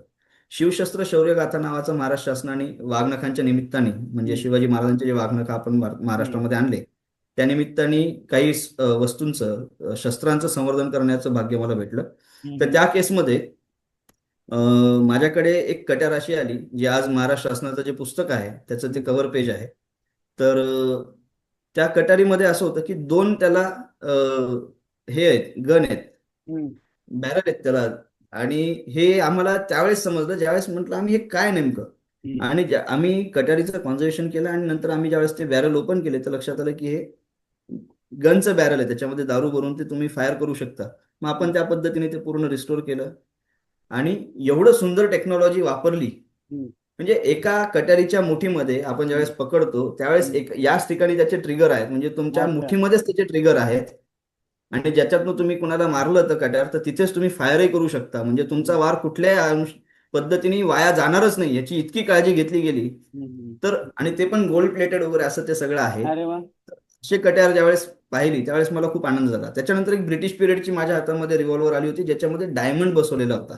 अच्छा अच्छा. हा त्याचा म्हणजे फोटो निशाण. असेल तर आपल्या दर्शकांसाठी आपण त्याचा नक्की फोटो लावू. त्याचा फोटो मी तुम्हाला कटारीचा फोटो दाखवतो हा, कारण तो प्रकाशित कट्यारीचा झालेला आहे. फोटो आपण कटारीचा लावू. फोटो देतो. कारण जे फोटो शासनाने प्रकाशित केले तेवढेच मला फक्त दाखवता येणार कारण तो हम्म. शासनाचा प्रोजेक्ट होता. आणि आम्हाला ह्या गोष्टी पब्लिक सगळ्या करता येत नाहीत, पण ज्या करता येण्यासारख्या आहेत त्या मी हम्म. 100% तुमच्यासोबत शेअर करतो. चालेल चालेल. तर या अशा गोष्टी आहेत. त्याच्यानंतर बऱ्याचदा असं होतं की मी आतापर्यंत 650 पेक्षा जास्त मंदिरांना पर्सनली व्हिजिट केलेलं आहे. हम्म. आणि कुंभमेळ्याच्या निमित्ताने मी अजून जास्त मंदिरांना, म्हणजे 1300 मंदिरं ते वेगळेच, तर अशा अरे वा. इतक्या मंदिरांपर्यंत मी पर्सनली पोहोचायचा प्रयत्न केलेला आहे. तर त्या मंदिरांपर्यंत ज्यावेळेस पोहोचतो ना त्यावेळेस मला बऱ्याचशा गोष्टींचा अनुभव येतो, बऱ्याचशा गोष्टी निदर्शनात येतात. आणि त्यानुसार हे पाहायला भेटतं की लोकांना याच्यातलं नॉलेज जे आहे हम्म. ते नाहीये. त्यांच्याकडे इच्छाशक्ती खूप आहे की आपलं हे काम चांगलं झालं पाहिजे, हम्म. परंतु त्यांच्याकडे याच्या संदर्भातलं अवेअरनेस किंवा नॉलेज किंवा योग्य व्यक्तीची माहिती नसल्यामुळे हम्म. त्यांची खूप अडचण होते. हम्म. आता अजून एक मूर्तीचं जर का सांगायचं झालं की एका मूर्तीची पूजा ते दुसऱ्याच देवाच्या नावाने करत होते. अच्छा. असं असं हा, होतं. अच्छा. माहितीच नाही ना, त्याचा हा. आकारच एवढा बदलला. म्हसोबा म्हणून त्याची पूजा चालू होती आणि ज्यावेळेस हा. आपण त्याचा शेंदूर काढून पूर्ण सायंटिफिक कॉन्झर्वेशन केलं त्यावेळेस ती हम्म. हनुमानाची मूर्ती निघाली. Okay okay. हा, तर ह्या सुद्धा गोष्टी त्याच्यामध्ये घडतात. तर ऑथेंटिसिटी, ओरिजिनॅलिटी या गोष्टी किती मॅटर करतात हे आपल्याला इथे कळतं. इवन माझा स्वतःचा अनुभव, आमचं स्वतःचं जे देवघर आहे गावाकडचं, तिथे एक गणपती होता जो की पूर्वीपासून, म्हणजे माझ्या आधीच्या 2 पिढ्यांपासून समजत होते की तो सँडस्टोन मध्ये आहे. रेड सँडस्टोन जो आहे मध्य प्रदेशातला किंवा युपी मध्ये ह्याच्यातला, राजस्थान मधला, त्याच्यामधला बनवलेला असावा म्हणून. आणि ज्यावेळेस मी त्या मूर्तीचं काम करत होतो त्यावेळेस मला लक्षात आलं की तो प्युअर मार्बल मधला आहे. अच्छा. म्हणजे सँडस्टोन आणि मार्बल कुठल्याच अंशाने एका फ्रेम मध्ये बसत नाहीत कम्पॅरेटिव्हली. कारण लाईम हा जो आहे आपला मार्बल, व्हाईट मार्बल, तो फाईन आणि फिनिश स्टोन आहे. आणि हा जो आहे तो टेक्स्चर्ड स्टोन आहे, म्हणजे अच्छा. वालुकाष्म असल्यासारखा. तर अशा याच्यामध्ये तुम्हाला बारीक बारीक ग्रेन जे जाणवतात, म्हणजे एवढं वेदरिंग त्याचं झालेलं होतं. तर ते ज्यावेळेस आपण केलं त्यावेळेस जाणवतं की आपण केलेल्या कामाने आपल्याला ओरिजिनल काय आहे ते पाहायला भेटतं. आणि त्याचं सुख वेगळं असतं, समाधान वेगळं हो. असतं, आणि तुम्ही ते प्रिझर्व करताय, ओरिजिनल त्याचं अगदी जे अगदी. काही फॉर्म आहे तो प्रिझर्व करताय. आणि आफ्टर ऑल तेच आमचं ध्येय पण आहे. बरोबर. नाही, रिस्टोरेशनचं समाधान काही वेगळंच आहे. म्हणजे तो एक विलक्षण अनुभवच आहे. बरं, आता मला प्रेक्षकांच्या तर्फे मी एक प्रश्न तुम्हाला विचारते. समजा काही प्रेक्षक असतील, त्यांची गावी काही जुनी देवळं असतील म्हणा किंवा त्यांचे खाजगी देवळं असतील. त्यांना जर ते रिस्टोअर त्यांना करायचं असेल तर त्यांना ASI ची परवानगी वगैरे लागते का? का त्यांच्या हे पहा, ग्रामपंचायतीशी काय त्याची कायदेशीर त्याच्या अडचणी काय आहेत? कारण नॉर्मली काय आपण बघतो की देऊळ आपण बांधायला सुरू करतो किंवा त्याचा जीर्णोद्धार सुरू करतो आणि 2 आठवड्यानंतर कोणतरी तिथे तडक येतं आणि मग सांगतो नाही आता स्टे आणा आणि मग कलेक्टर पासून सगळे धावत धावत तिथे येतात आणि मग आपण जसं काही मोठं किती पाप केलंय या देवळाचं जीर्णोद्धार करायला सुरुवात केलं या अशा पद्धतीने सगळे आपल्याशी वागतात. तर तसं होऊ नये म्हणून काय पद्धत फॉलो करावी आणि सगळ्यात पहिलं त्यांना जर तुमचं मार्गदर्शन हवं असेल तर तुम्ही ते देऊ शकाल का? आणि तसं असेल तर मग तुमचा नंबर मी डिस्क्रिप्शन मध्ये टाकतो. त्याचबरोबर तुमचे काही महत्वाचे प्रोजेक्ट फोटोग्राफ्स ते मी डिस्क्रिप्शन मध्ये टाकतो. चालेल, मी याचं पहिले उत्तर देतो तुम्हाला की कुठलंही मॉन्युमेंट ज्यावेळेस प्रोटेक्टेड होतं ना, मग ते हम्म, नॅशनली प्रोटेक्टेड असो, स्टेट प्रोटेक्टेड असो किंवा डिस्ट्रिक्ट प्रोटेक्टेड असो, कलेक्टेड प्रोटेक्टेड असो, त्याची एक लिस्ट असते. हम्म. ऑनलाईन त्या सगळ्या लिस्ट अवेलेबल असतात. तुम्ही त्या लिस्टवरती जाऊन चेक करू शकता. म्हणजे म्हणजे तुम्ही ASIच्या वेबसाईटवर मिळतात. ASIच्या वेबसाईटवरती पाहू शकता. स्टेटचं असेल म्हणजे महाराष्ट्र, आपण महाराष्ट्र राहतो तर महाराष्ट्र राज्याचं जर का असेल तर तिथे त्यांची तुम्हाला डिस्ट्रिक्ट वाईज लिस्ट असते की कोणते मॉन्युमेंट प्रोटेक्टेड आहेत. ते सगळं भेटतं. आणि जर का ते नसेल हम्म. आणि तरी सुद्धा तुम्हाला NOC पाहिजे असेल कामासाठी, तर तुम्ही NOC साठी सुद्धा अप्लाय करू शकता. त्याचं प्रपोजल जे आहे त्याचं प्रपोजल तयार करून NOC देऊन तुम्ही त्या माध्यमातून सुद्धा काम NOC करून घेऊ कोणाकडनं शकता. मग अप्लाय करायची आणि समजा स्टेट ग्रामपंचायतीची त्याला आर्किओलॉजीकडून तुम्हाला परवानगी भेटू शकते. कोणाकडे? स्टेट आर्किओलॉजीकडे भेटू शकते. जर का अच्छा अच्छा तुमचं अच्छा. स्टेट आता महाराष्ट्रामध्ये तुमचं एखाद्या गावामध्ये आहे, घनसावंगी सारखं छोटं गाव आहे, तिथे एखादं मंदिर आहे. मला माहित नाही घनसावंगीमध्ये कोणतं मंदिर आहे, नाही, मी जस्ट एक नाव सुचलं म्हणून सांगतो. त्या ठिकाणी समजा एखादं मंदिर आहे, तर त्या ठिकाणी मंदिर ते प्रोटेक्टेड नाहीये, पण तुम्हाला वाटलं की बाबा आपल्याला हे आर्किओलॉजीच्या निदर्शनात आणून काम करायचं आहे, हम्म. तर तुम्ही त्याचा NOC घ्या. तुम्हाला तो NOC भेटेल. त्याच्यासाठी NOC साठी तुम्हाला त्याचं प्रपोजल तयार करा, प्रपोजल तुम्ही द्या आणि त्याच्यातनं करून घ्या, पण जेणेकरून मग जरी पुढे ते चालून त्यांच्या अंडर नसलं तरी ते NOC द्यायचं त्यांना अधिकार आहे का? देऊ शकतात, काही प्रॉब्लेम नाही. ना हरकत प्रमाणपत्र आहे की तुम्ही का बरं देताय, की आपण हे का सांगतोय की चुकीच्या पद्धतीने काम होऊ नये. त्यांच्याकडे ज्यावेळेस तुम्ही द्याल की हम्म. बाबा आम्ही हे करतोय, आता उदाहरणार्थ एखादं सुंदर दगडी बांधकामाचं मंदिर आहे, त्याच्यावरती कार्विंग केलेलं आहे, पण नाही हम्म. आम्हाला भव्य मंदिर बांधायचं आहे. हम्म. मग ते काय करतात, जुनं मंदिर सगळं तोडून टाकतात आणि तिथं सिमेंट कॉन्क्रीटचं मोठं मंदिर बांधतात. नाही, तर मग ते झालं अशा म्हणजे पद्धतीचं ते मग डेव्हलपमेंट सुद्धा कन्झर्वेशन हानिकारक आहे. झालंच नाही ना ते. ते मग तुम्ही पूर्ण त्याचा पट्ट्याबोळच केलात. हा, बरोबर. तुम्ही जो शब्द वापरला ना बट्ट्यावर, तो होऊ नये म्हणून NOC. तर ऍटलिस्ट त्या गोष्टीचं मॉनिटरिंग कोणत्या तरी एका स्टेजला होईल ऑथॉरिटी पर्सन कडून, आणि त्याच्यामध्ये तुम्हाला एक चांगलं सजेशन भेटण्याचे चान्सेस असतात. आणि ज्यावेळेस तुम्ही हे प्रपोजल बनवताय, तर तुम्हाला जुनं मंदिर असेल तर तुम्ही प्रपोजल जे पॅनलवरचे लोक आहेत त्यांना कन्सिडर करून किंवा त्यांना अप्रोच करून तुम्ही ते करावं, जेणेकरून तुम्हाला त्याच्यामध्ये योग्य तो गायडन्स भेटेल, योग्य तो रिझल्ट भेटेल. त्या पद्धतीने तुम्ही जर का अप्रोच ठेवला तर ते काम करता येण्यासारखं आहे. बरं. तुमचं आणि तुम्ही गेटवे ऑफ इंडियाचं काम केलंय असं मला हा, कळलं. तर ते जरा गेटवे ऑफ गेटवे ऑफ इंडियाचा इंडियाबद्दल थोडं ऍक्च्युली सांगा. तो एक इंटरनॅशनल फर्म होती, म्हणजे हम्म. एक कंपनी आहे, खूप मोठं नाव आहे. तर त्यांच्यासोबत आपण तिथे मी ॲज अ सिनियर कन्सल्टंट म्हणून त्यांच्यासोबत काम केलेलं होतं. हम्म. तर गेटवेचा जो प्रॉब्लेम होता ना, तर तिथे बायोसायलिंगचा प्रॉब्लेम आहे. हम्म. त्याच्यानंतर तिथे बाजूला समुद्र असल्यामुळे ह्युमिडिटी आणि सॉल्टी वॉटर ह्याच्यामुळे सॉल्टचा जो इश्यू आहे तो आहे. तर त्याचं टेस्टिंग आपण त्या ठिकाणी केलेलं होतं की कशा पद्धतीने याचे रिमेडियल प्लॅन बनवू शकतात, आणि ते हम्म. आपण त्याचं सक्सेसफुली केलं होतं, ज्याचे रिझल्ट खूप सुंदर आलेले आहेत आणि ते आपण शासनाकडे सुद्धा दिलेले आहेत. अच्छा. आणि तर त्याच्यामध्ये G20 आपण जे साठी तुम्ही वापरलं, त्याच्यामध्ये काय अच्छा. वापरलं मी सांगतो. हा तिथे बोला. आपण स्टीम नावाचा जो प्रकार असतो, हम्म. काय स्टीम नाव क्लिनिंग म्हणाला? आपण तिथे केलं. Steam steam team. वाफेने. अच्छा. हा. हा, वाफेने आपण तिथलचं वाफेने. क्लिनिंग केलं. तर अच्छा. वाफे वाफेने हा, कसलं क्लिनिंग केलं? गेटवेचा जो पार्ट आहे हा. आपण जे टेस्टिंग केलं ते स्टीमनी तिथलचं केलं, स्टीमनी हम्म. केलं. त्याच्यानंतर मायक्रो पार्टिकल ब्लास्टिंगनी केलं. तर ड्राय आईसनी पण आपण एका ठिकाणी केलं काम. तर ड्राय आईस ह्या म्हणजे खूप, काय? ड्राय आईस म्हणजे बर्फ असतो, हा. CO2 पासून तो तयार होतो आणि अच्छा. प्रेशरने तो अप्लाय केला जातो आणि त्या प्रेशरमुळे त्याच्यावरचं जे डिपॉझिशन आहे ते निघून येतं. निघून जाऊ. आता या सगळ्या ज्या गोष्टी आहेत, मी या ज्या काही टेक्निक्स आता बोललो क्लिनिंगच्या, ऍक्च्युली काय याच्यामध्ये थोडंसं आपल्याला समजून घेण्याची गरज आहे की क्लिनिंग हा कॉन्झर्वेशन प्रोसेस मधला एकमेव असा प्रोसेस आहे हम्म. की जो रिव्हर्सिबल नाहीये. तुम्ही एखादी गोष्ट क्लीन केली की ती क्लीन केली, परत जाईल. तुम्ही तो करू शकत नाही. बरोबर. तर त्यामुळं खूपच सेन्सिटिव्ह जर का कोणता पार्ट असेल पूर्ण प्रोसेस मधला कॉन्झर्वेशनच्या, हम्म. तर तो क्लिनिंग आहे. आता क्लिनिंग हा पार्ट अजून महत्वाचा का ठरतो, तर आपण जन्म ज्यावेळेस आपला होतो त्यावेळेस आपली स्किन वेगळी होती आणि एका सर्टन एज नंतर आपला स्किन कलर बरं. आणि स्किन जो हे आहे तो टेक्स्चर तयार होतो आणि आपण तसेच आयुष्यभर राहतो. म्हणजे आपल्या स्किनचा पटिना तयार होतो. पटिना नॅचरली तयार झालेला प्रोटेक्टिव्ह लेअर असतो, जो की स्वतःच्याच डिटोरिएशन मधून तयार झालेला असतो. बरोबर. तसंच नेचरमध्ये जेवढे काही मटेरियल आहे, मग ते मेटल असो, स्टोन असो, वूड असो, या सगळ्यामध्ये पटिना तयार होतो. तो पटिना प्रिझर्व करणं गरजेचं आहे.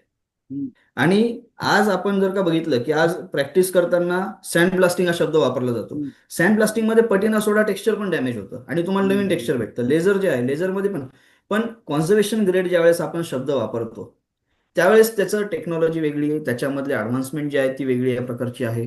त्याच्यासाठी लागणारं स्किल वेगळं आहे. त्याच्यासाठी आपण जनरल माणसाला त्या हातामध्ये गन देऊन ते काम करायला नाही देऊ शकत. हम्म. त्याच्यासाठीचे अँगल, डिग्रीज ह्या सगळ्या गोष्टींचा खूप तर मग स्पेसिफिक असा जॉब आहे. म्हणजे खूप हा स्पेसिफिक असं खूप तांत्रिकदृष्ट्या खूप महत्वाचा आणि खूप महत्वाचं आहे. आता क्लिष्टमय भाग आहे हा. मी मी आतापर्यंत जी गोष्ट सांगायला राहिलं तर कॉन्झर्वेशन हा जो आहे हा मल्टीडिसिप्लिनरी अप्रोच असायला पाहिजे कॉन्झर्वेशनचा. हम्म, बघा लक्षात घ्या की तुम्हाला एकाच ऑब्जेक्टला पाहिल्यानंतर आपण त्या कटारीचाच विषय घेऊ. तुम्हाला हम्म, फिजिक्स आलं, हम्म. त्याच्यामध्ये केमिस्ट्री आलं, आले. त्याच्यामध्ये इकॉनॉमिक्स आलं, हम्म, त्याच्यामध्ये सोशल सायन्स आलं, सगळे विषय त्याच्यामध्ये आले. कारण आले. गोल्ड प्लेटेड गन असलेली तुम्ही काय प्रत्येक शिपायापाशी ती कटार देऊ शकत नाही. म्हणजे नाही. बट ऑब्विसली तो सोशल व्हॅल्यू असलेला माणूस आहे आपल्याला ज्याच्यासाठी माणूस. एवढा खर्च केला गेला. त्याच्यासाठी खर्च केला गेला कारण की त्याच्याकडे तेवढा पैसा होता, तो त्याचा हम्म, अधिकार होता. त्याच्यानंतर तो फार महत्वाचा माणूस होता, त्याने केलेला वार वाया जाऊ नये म्हणून त्याच्यासाठी ते बॅरल तयार केले गेले. बॅरल तयार करण्यासाठी फिजिक्स आणि केमिस्ट्रीचा दोन्हीचा त्याच्यामध्ये वापर केला गेला. लक्षात घ्या मल्टीडिसिप्लिनरी अप्रोच जो आहे तो का बरं महत्वाचा आहे तर याच्यामुळे तुम्हाला मल्टीडिसिप्लिनरी अप्रोच जो आहे तो कॉन्झर्वेशन मध्ये समजतो. हम्म. तर नाही, हा फार ज्यावेळेस तुम्ही चांगल्या पद्धतीने समजवलं आहे. तर आपल्याही दर्शकांना मल्टीडिसिप्लिनरी ज्यावेळेस असतो ना सोपं गेलं. तर त्याच्यामध्ये आता परत आपण ज्यावेळेस मी आता ज्या ट्रीटमेंट सांगितल्या क्लिनिकच्या हा परत त्याच्याशीच निगडित आहे. ह्याच्यामध्ये फिजिक्स आलं, कारण किती डिस्टन्सवरनं करायचंय, किती बार प्रेशर ठेवायचंय, कोणत्या डिग्रीचा अँगल ठेवायचा, या सगळ्या गोष्टी तिथं त्या एक्सपर्टच करू शकतो. तर थँकफुली आम्ही तशा एक्सपर्ट असल्यामुळे आम्हाला ते ऍप्लिकेशन्स करता येतात आणि आपण तशा पद्धतीने प्रोजेक्ट करतो. इवन दो त्याच्यामध्ये आपल्याला कुठले आता कॉम्प्रेस्ड एअर जी वापरली जाते ती मॉइश्चर फ्री वापरली जाते आणि ऑइल फ्री वापरली जाते. म्हणजे अच्छा. लक्षात घ्या की कुठल्याही प्रकारचं कंटॅमिनेशन आफ्टर क्लिनिंग त्या ऑब्जेक्टवरती होणारच होता नाही, कामा नये. याची सुद्धा त्याच्यामध्ये प्रिकॉशन घेतली जाते. तर या सगळ्या गोष्टी आता आपण जे प्रोटेक्टिव्ह लेयर्स वापरतो ते संपूर्णपणे आपण नॅनो टेक्नॉलॉजीने तयार केलेले असतात. आपण स्वतः ते प्रिपेअर करतो का, कारण की त्याच्यामध्ये ज्यावेळेस आपण कोटिंग करतोय तर त्याचा परफॉर्मन्स वाढावा, इन्हान्समेंट असायला पाहिजे, पेनिट्रेशन वाढायला पाहिजे. या सगळ्या ज्या गोष्टी आहेत त्याच्याने आपल्याला एंड रिझल्ट जो आहे तो सॅटिस्फॅक्टरी आणि लॉंग टर्म भेटतो. आणि आफ्टर ऑल आपल्याला लॉंग टर्म रिझल्ट पाहिजे म्हणूनच आपण कॉन्झर्वेशन करतोय. बरोबर. जर आपल्याला तो लॉंग टर्म रिझल्ट पाहिजे तर आपल्याला तेवढं सायंटिफिक रिसर्च करून त्याच्यामध्ये ती ॲडव्हान्समेंट आणून आपल्याला ते ऍप्लिकेशन पर्यंत आणावं लागतं. आणि ते आणण्यासाठी सुद्धा टेस्टिंग आहेत. त्याच्यामध्ये पण तुम्हाला प्रश्न तुम्हाला असं विचारायचा होता की G20 मध्ये तुम्ही काम केलं आणि ते सगळ्यांना आवडलं असं आलं माझ्या कानावर. तर मग प्रेक्षकांना जरा सांगा की काय तुमचं काय स्वरूपाचं काम होतं जे तुम्ही G20 ला केलं. G20 मध्ये काय होतं की अख्ख्या भारतामध्ये G20च्या सगळीकडेच कामं चालत होते. आणि त्या औरंगाबाद किंवा आता संभाजीनगर जे आहे ते हिस्टॉरिकली खूप नावाजलेलं असं शहर आहे. तर या ठिकाणी आर्किओलॉजीचं जे ऑफिस आहे तिथे हत्तीखाना म्हणून त्यांचा एक गेट असल्यासारखा भाग आहे, हत्ती सोनेरी खाना. महलचा. हत्तीखाना म्हणतात त्याला, जिथे हा. हत्ती ठेवायसाठीची जागा, हत्ती थांबायसाठीची. तर तिथे जे स्टोनचं वेदरिंग होत होतं त्याचं केमिकल रिस्टोरेशन आपल्याला त्याच्यामध्ये करायचं होतं. तर ते आपण तिथे केलं होतं. त्याच्यानंतर दिल्ली गेट म्हणून संभाजीनगर किंवा औरंगाबाद हे शहर जे आहे ते दरवाजांचं गेट ऑफ हे सिटी ऑफ गेट्स म्हणून ओळखलं जातं. तर 52 गेट्स आपल्या इथे होते शहरामध्ये. त्यापैकी आता 13 का 17 काहीतरी बाकी आहेत. हम्म. तर बाकीचे गेले. त्यापैकी एक नाही सांभाळू शकलो आपण. तर त्यापैकी आता जे दिल्ली गेट आहे म्हणजे टुवर्ड्स दिल्ली, तर ते गेट जे होतं त्याचं गेट त्या गेटचं होतं. त्या गेटमध्ये जो लाकडी दरवाजा होता त्या गेटचा, स्टोनचं स्ट्रक्चर असतं मोठं आणि त्याच्यामध्ये लाकडी दरवाजा, त्या लाकडी दरवाजाचं कॉन्झर्वेशन, त्याच्यावरती असलेले भाले जे असतात लोखंडी भाले त्याच्यामध्ये ठेवलेले असतात तर त्याचं पण कॉन्झर्वेशन आणि मिनारचं कॉन्झर्वेशन असं तिथं दिल्ली गेटचं होतं. हे तिन्ही पण कामं आपण केमिकल कॉन्झर्वेशन थ्रूच केले होते. आणि त्याच्यानंतर औरंगाबाद म्युन्सिपल कॉर्पोरेशन जे आहे त्यांचा पण एक प्रोजेक्ट होता जो बारापूरला गेट होतं. तर तिथलचं पण लाकडी दरवाजाचं आपण ते काम केलेलं होतं. अशा आपण त्या काळामध्ये कामं केली. ओके. आणि आणि नहेर आहे अंबेरीचं काय आहे? ते पण संभाजीनगर मधलंच आहे का? नहरी अंबर जो आहे तो माझ्या अगदी काळजातला आतला विषय, कारण माझा रिसर्चही त्याच्यावरतीच होता. अ, तो विषय असा आहे की औरंगाबाद शहर जे आहे किंवा संभाजीनगर शहर जे आहे ते हॉर्स शू लाईक स्ट्रक्चरमध्ये आहे. म्हणजे तीन साईडनी डोंगराच्या रांगा आणि त्याच्या आतमध्ये वसलेलं हे शहर आहे. तर या सगळ्याकडनं, या डोंगरांवरनं येणारं जे पाणी आहे ते शहराकडे येतं, हम्म. पावसाचं पाणी. तर ते पाणी व्यवस्थितपणे युटिलाइज करता यावं म्हणून मलिक अंबर नावाचा जो अ, वजीर होता, तर त्यांनी औरंगाबाद शहराचं त्याच्याकडे होतं. तर औरंगाबाद शहर त्यांनी त्या पद्धतीने जमिनी खालून 35 ते 40 फूट खोल असं मॅनमेड ॲक्वेडक्ट त्यांनी तयार केलं. अच्छा. आणि डोंगरामध्ये पडलेलं पाणी चॅनल थ्रू त्या नहरीमधनं लोकांना पिण्याच्या कामात यावं याच्यासाठीचं त्याचं पूर्ण कन्स्ट्रक्शन करून पोर्टेबल वॉटर आपल्याला फोर्सनी, म्हणजे आपल्याला आज जसं नळाला पाणी येतं तसं लोकांच्या घरामध्ये नळाला पाणी त्या काळात येत होतं. अरे वा. म्हणजे हा, तर हे त्या पद्धतीने इथं. आणि शहरामध्ये 17 नहरी तशा आहेत. काही जण म्हणतात 14 आहेत, काही जण म्हणतात 17 आहेत, काही जण म्हणतात 14च आहेत पण त्याचे पुढचे एक्सटेन्शन आहेत. हा एक हम्म. भाग रिसर्चचा झाला, कारण याच्यावरती म्हणावा तेवढा रिसर्च झालेला नाही. हम्म. म्हणजे एक एक व्यक्ती आहेत, त्यांनी एक फक्त रिसर्च केलेला होता आणि त्याच्यानंतर सायंटिफिक आणि कॉन्झर्वेशन पॉईंट ऑफ व्ह्यू मी केलेला होता. पण या सगळ्यामध्ये सगळ्यात महत्वाची बाब या रिसर्चमध्ये मला जी लक्षात आली ना, तर ती ही की तिथे ॲक्वाडेक्ट मध्ये आपल्याला स्टॅलेक्टाईटचं फॉर्मेशन आपल्याला दिसतं, जे की फार युनिक स्ट्रक्चर असतं. स्टॅलेक्टाईट कॅरेक्टाईट म्हणजे म्हणजे काय? काय? हा, ते सांगा. तेच सांगतो. स्टॅलेक्टाईट म्हणजे काय, की पाणी जे आपलं आहे तर ते खाली पडत असताना, म्हणजे ज्यावेळेस आपण फ्रीजमध्ये पाहतो, फ्रीजरमध्ये की नाही हम्म. असं खाली लंबुळका असं येत हो असतं. हो हो हो. पाणी टपकून किंवा टपकून जे त्या गुहेमध्ये पण आपल्याला टपकण्याच्या ते आधी त्याचं दिसतं फ्रीजिंग की व्हायला लागतं. टपकण्याच्या आधी फ्रीजिंग व्हायला लागतं आणि ते तिथं सॅच्युरेशन होऊन ते तिथे जमतं. सॉलिड फॉर्ममध्ये जमा होतं. तर हे जे आहे, तर पाण्यातले जे क्षार आहेत ते जमा होत होत तिथं स्टॅलेक्टाईट जमा होतं. पण ज्याही ठिकाणी नॅचरली आतापर्यंत जे काही आपल्याकडे ट्रेसेस आहेत वर्ल्ड वाईड, त्याच्यामध्ये असं आहे की ज्यावेळेस स्टॅलेक्टाईट फॉर्म होतं त्यावेळेस स्टॅलेगमाईट पण फॉर्म होतं. म्हणजे तो टिपका जमिनीवरती खाली पडला की तो पडलेल्या ठिकाणी परत त्याचं तयार करतो. म्हणजे खालून सुद्धा तो वरती असा असा यायला येतो. सुरुवात हो. होतो. म्हणजे बरोबर. वरनं खाली पण आणि खालनं पण वर. हा, आणि तर असे जॉईंट या जॉईंट पण होतात का ते? काही ठिकाणी जॉईंटही होतात. हम्म. तर या ठिकाणी एवढे मोठे नव्हते, म्हणजे त्याची साईज पाहिली तर एवढी मोठी नव्हती, पण स्केल मात्र भरपूर होता. तर हे इंडिकेट करतं की तिथं स्टॅलेक्टाईट मात्र नव्हते. हे सॉरी, स्टॅलेक्टाईट होते, स्टॅलेगमाईट नव्हते. तर स्टॅलेगमाईट नाही याचा अर्थ काय, की फ्लोईंग वॉटर आहे. आजच्याही डेटला, म्हणजे ज्यावेळेस आपण ही गोष्ट 10 वर्षापूर्वी पण जर का तिथं स्टॅलिगमाइट फॉर्म झालेले नाहीत, याचा अर्थ कंटिन्युअस वॉटर फ्लो त्या चॅनल मधनं होतोय. हा, होतोय बरोबर. म्हणजे ग्राउंड वॉटर टेबल तिथे ऍक्टिव्ह आहे आणि रिस्पॉन्सिव्ह पण आहे, जेणेकरून तिथे स्टॅलिगमाइटचं फॉर्मेशन झालेलं नाही. तर हा खूप मोठा रिसर्च मधला आपला आउटकम होता, कारण की ते फंक्शनमध्ये आहे का, नहर फंक्शनमध्ये नाही असं पूर्णपणे समजलं जात होतं.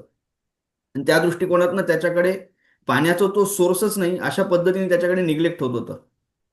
पण थँकफुली या वर्षभरामध्ये जवळपास सगळ्याच नहरींचं कन्झर्वेशनचं काम आता शासनाच्या मार्फत, केंद्र शासनाच्या मार्फत आणि काय म्हणू आपण, महानगरपालिकेच्या माध्यमातून हे कामं आता व्हायला सुरुवात होते. टेंडरिंग प्रोसेसला त्या गोष्टी आलेल्या आहेत. तर ह्या ज्या गोष्टी घडतायत, तर स्टॅलिगमाइट नाही याचा अर्थ पाणी फ्लो मध्ये आहे, म्हणजे याच्यामध्ये पाण्याचा सोर्स जिवंत आहे आणि आपण हे पाणी वापरात आणू शकतो, असं आपण त्याच्यातनं निष्कर्ष काढला. आणि बाकी कॉन्झर्वेशन पॉईंट ऑफ व्ह्यू भरपूर निष्कर्ष त्याच्यामध्ये काढले होते.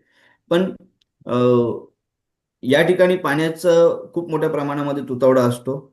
इथे आमच्या इकडे अगदी 12-12 दिवसांनंतर नळाला पाणी येतं आणि ते पण काय अगदी अर्ध्या म्हणता तासासाठी. अजून? अजूनही. तर पण मग असं इतका का, मोठा की मग तुतवडा आता चारी बाजूने डोंगर आहेत आणि पाणी पण जमा होतंय, तरी मग एवढा काय प्रश्न? सर, मॅनेजमेंट पाण्याचं, त्या स्ट्रक्चरचं मॅनेजमेंट नाही प्रॉपरली झालं. भरपूर ठिकाणी ते डिस्ट्रक्ट झालेले आहेत, लोकांनी त्याच्यावरती घरं बांधलेली आहेत. हा भाग पूर्ण वेगळाच आहे. म्हणजे तो आपण कधीतरी याच्यासाठी वेगळाच पॉडकास्ट करू, कारण याच्यावरती मी तुमच्यासोबत 6-7 तास बोलू शकेन, एवढा माझा त्याच्यावर अभ्यास आहे.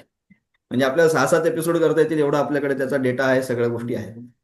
परंतु हा माझ्या अगदीच हृदयाच्या जवळचा त्याच्यामुळेच, कारण आपण खूप मोठा त्याच्यामधनं आउटपुट काढलं की ते फंक्शनिंग आहे, त्याच्यामध्ये आहे.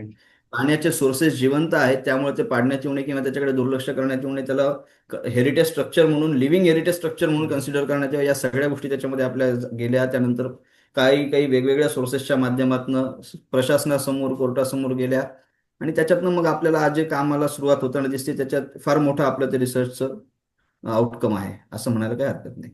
हम्म, हम्म, हम्म, हम्म. दुसरं एक तुमचं जे अक्कलकोटचं महाल आहे, महाल म्हणावा का राजवाडा म्हणा, काय आहे? महाल आणि राजवाड्यात राजवाड्यात काही टेक्निकल फरक आहे का? का दोन्ही सारखंच आहे? सारखंच मग समजा आणि थोडक्यात. वाडा आणि महाल ह्याच्यात फरक आहे? आहे ना. हं. त्याच्यात काय आता ते फरक आहे? आर्किटेक्चरली आर्किटेक्ट जास्त एक्सप्लेन करू शकतील, माझा तेवढा अभ्यास बरं, नाही त्याच्यावरती. ठीक आहे. मग तो माझा अक्कलकोटचा जो वाडा आहे, काय म्हणायचं, राजवाडा, त्याच्याबद्दल थोडं सांगा. ऍक्च्युली अक्कलकोटचं काय होतं की तिथे माझं जे काम आहे ना, तर ते हं. पेंटिंग, रिस्टोरेशन आणि कॉन्झर्वेशन हे दोन पार्ट होते अच्छा. त्याच्यामध्ये. तिथे पांढऱ्या रंगाचा जो दगड दिसतो तो ऍक्च्युली हं. पेंटेड होता, पण तो पेंट कोणता होता हे माहित नव्हतं. आता इथे अच्छा. खऱ्या अर्थाने ऍडव्हान्समेंट, टेक्नॉलॉजी या सगळ्या गोष्टी येतात.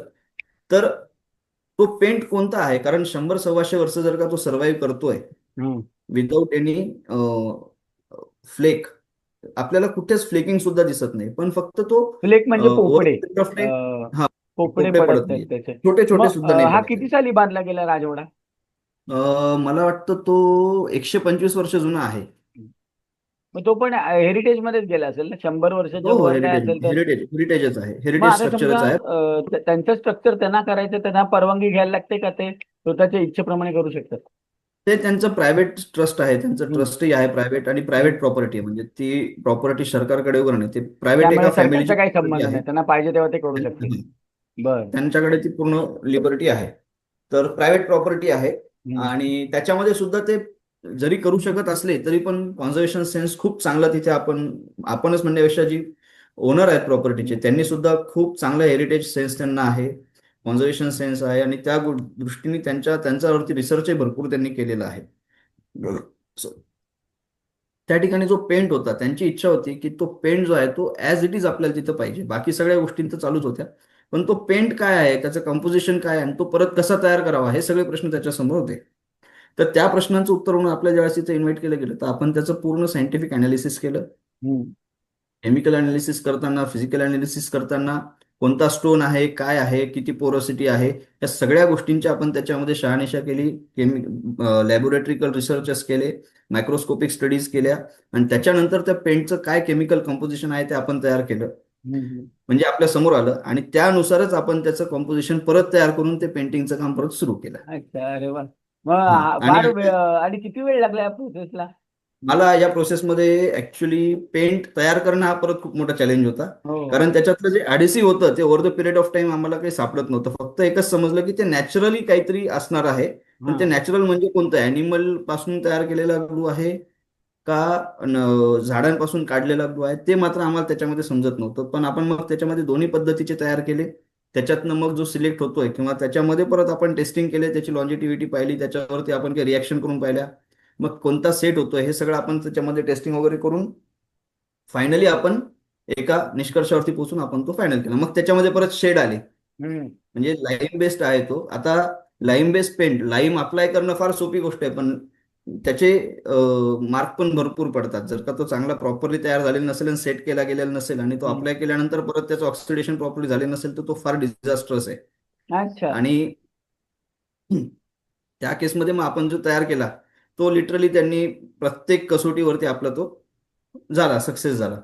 म्हणजे वायर ब्रशने सुद्धा घासून काढला, हं. पण त्याला काही फरक पडलेला नाही पेंटला. बरोबर. आणि विदिन 24 आवर्स आपण वायर ब्रश त्याच्यावरती फिरवला. आणि हे अच्छा. लाईमच्या दृष्टीने पाहिलं तर एक प्रकारचं खूप मोठं अचिव्हमेंट आहे, कारण हो. लाईम सेट व्हायला जर का आपण बघितलं तर 60 इयर्सचा पिरियड लागतो. हं. आणि इथे आपला 24 आवर्स मध्ये आपल्याला तो रिझल्ट भेटला. बरं. पण असं नाही की पहिल्याच अटेम्प्ट मध्ये भेटला, आपल्याला 4-5 अटेम्प्ट घ्यावे लागले होते. बरोबर. आणि या नाही, सगळ्या मेहनत आहे ना, एवढं कालावधीत सगळं अभ्यास करून या ते सगळ्या कालावधीमध्ये टेस्ट मला करून. 8 महिने गेले. हं. हं. हं. हं.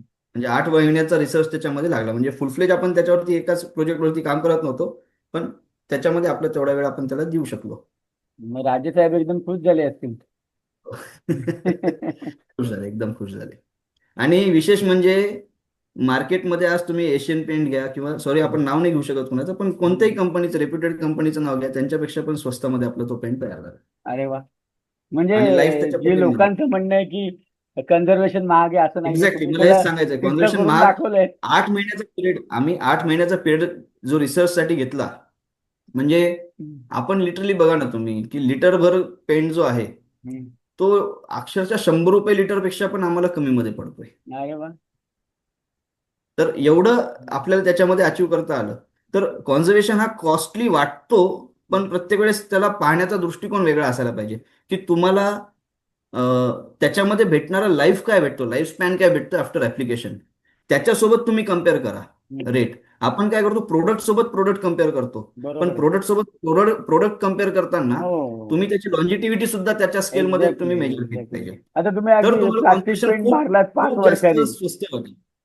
5 वर्षांनी अगदी प्लास्टिक पेंट बा लावलात आणि हा पेंट तुमचा 100 वर्ष टिकला. मग बिलकुल. हा, तर आता हा जो तुम्ही वाड्यावर लावलाय महाराजांच्या, तो किती वर्ष टिकेल आता साधारण? आता ऑक्सिडेशन त्याचं झालेलं आहे. आता अप्लाय करून मला वर्ष झालंय काही हम्म. ठिकाणी. एक हम्म. पावसाळा येऊन गेलेला आहे, कुठेही हम्म. मला कसलेही ट्रेसेस दिसत नाही आणि उलट जेवढं पाणी लागेल तेवढा तो सेट होत राहणार. सेट होत जाईल. तर मग त्याला जर त्यामुळे त्याला पण त्याचं म्हणजे लाईफ 50 आपण 60 काढू 100 वर्ष तोपर्यंत काय त्याला प्रश्न नाही. मला वाटत नाही काही 100 वर्ष पण काही होईल. हम्म. म्हणजे मला परत एकाच तोंडा परत पेंट करायला जावं लागणार नाही. नाही लागणार नाही. माझ्या आहे तिथं मला जावं लागणार. बरोबर आहे. आणखीन हा. कुठलं तुम्ही सांगू शकाल रिस्टोरेशनचं? अ, बरेचसे आहेत. तोफांचा एक विषय फार महत्वाचा आहे याच्यामध्ये. आपला तोफा हो आतापर्यंत का? एकदाही चर्चेमध्ये आल्या नाही. आणि तोफा खरं तर माझा एसओपी आहे. म्हणजे हम्म. तोफांचं काम करणं टेक्निकली खूप कठीण असतं, कारण तोफांचं वजन खूप जास्त असतं हम्म. आणि तोफांमध्ये येणारे प्रॉब्लेम सुद्धा खूप वेगळे वेगळे असतात. आता हम्म. तोफांमध्ये काय होतं की कॅनन जे आहे ते बाहेरून आणि आतून वेगवेगळ्या पद्धतीने बिहेव करते. हम्म. डिटोरिएशन पॅटर्न वेगळे वेगळे असतात, हम्म. फॅक्टर्स वेगळे वेगळे असतात, डिटोरिएशनचा बाय प्रोडक्ट वेगळा वेगळा असतो. तर या केसमध्ये त्याचं केमिकल आयडेंटिफिकेशन, अनालिसिस, त्याच्यानंतर त्याचं वेट, या सगळ्या गोष्टी कन्सिडरेशनमध्ये घेऊन त्याचा मग थिकनेस. मग तोफांमध्ये जनरलायझेशन असं काही नसतं, म्हणजे मग कसं आहे, मैदान तोफ असो, बांगडी तोफ असो.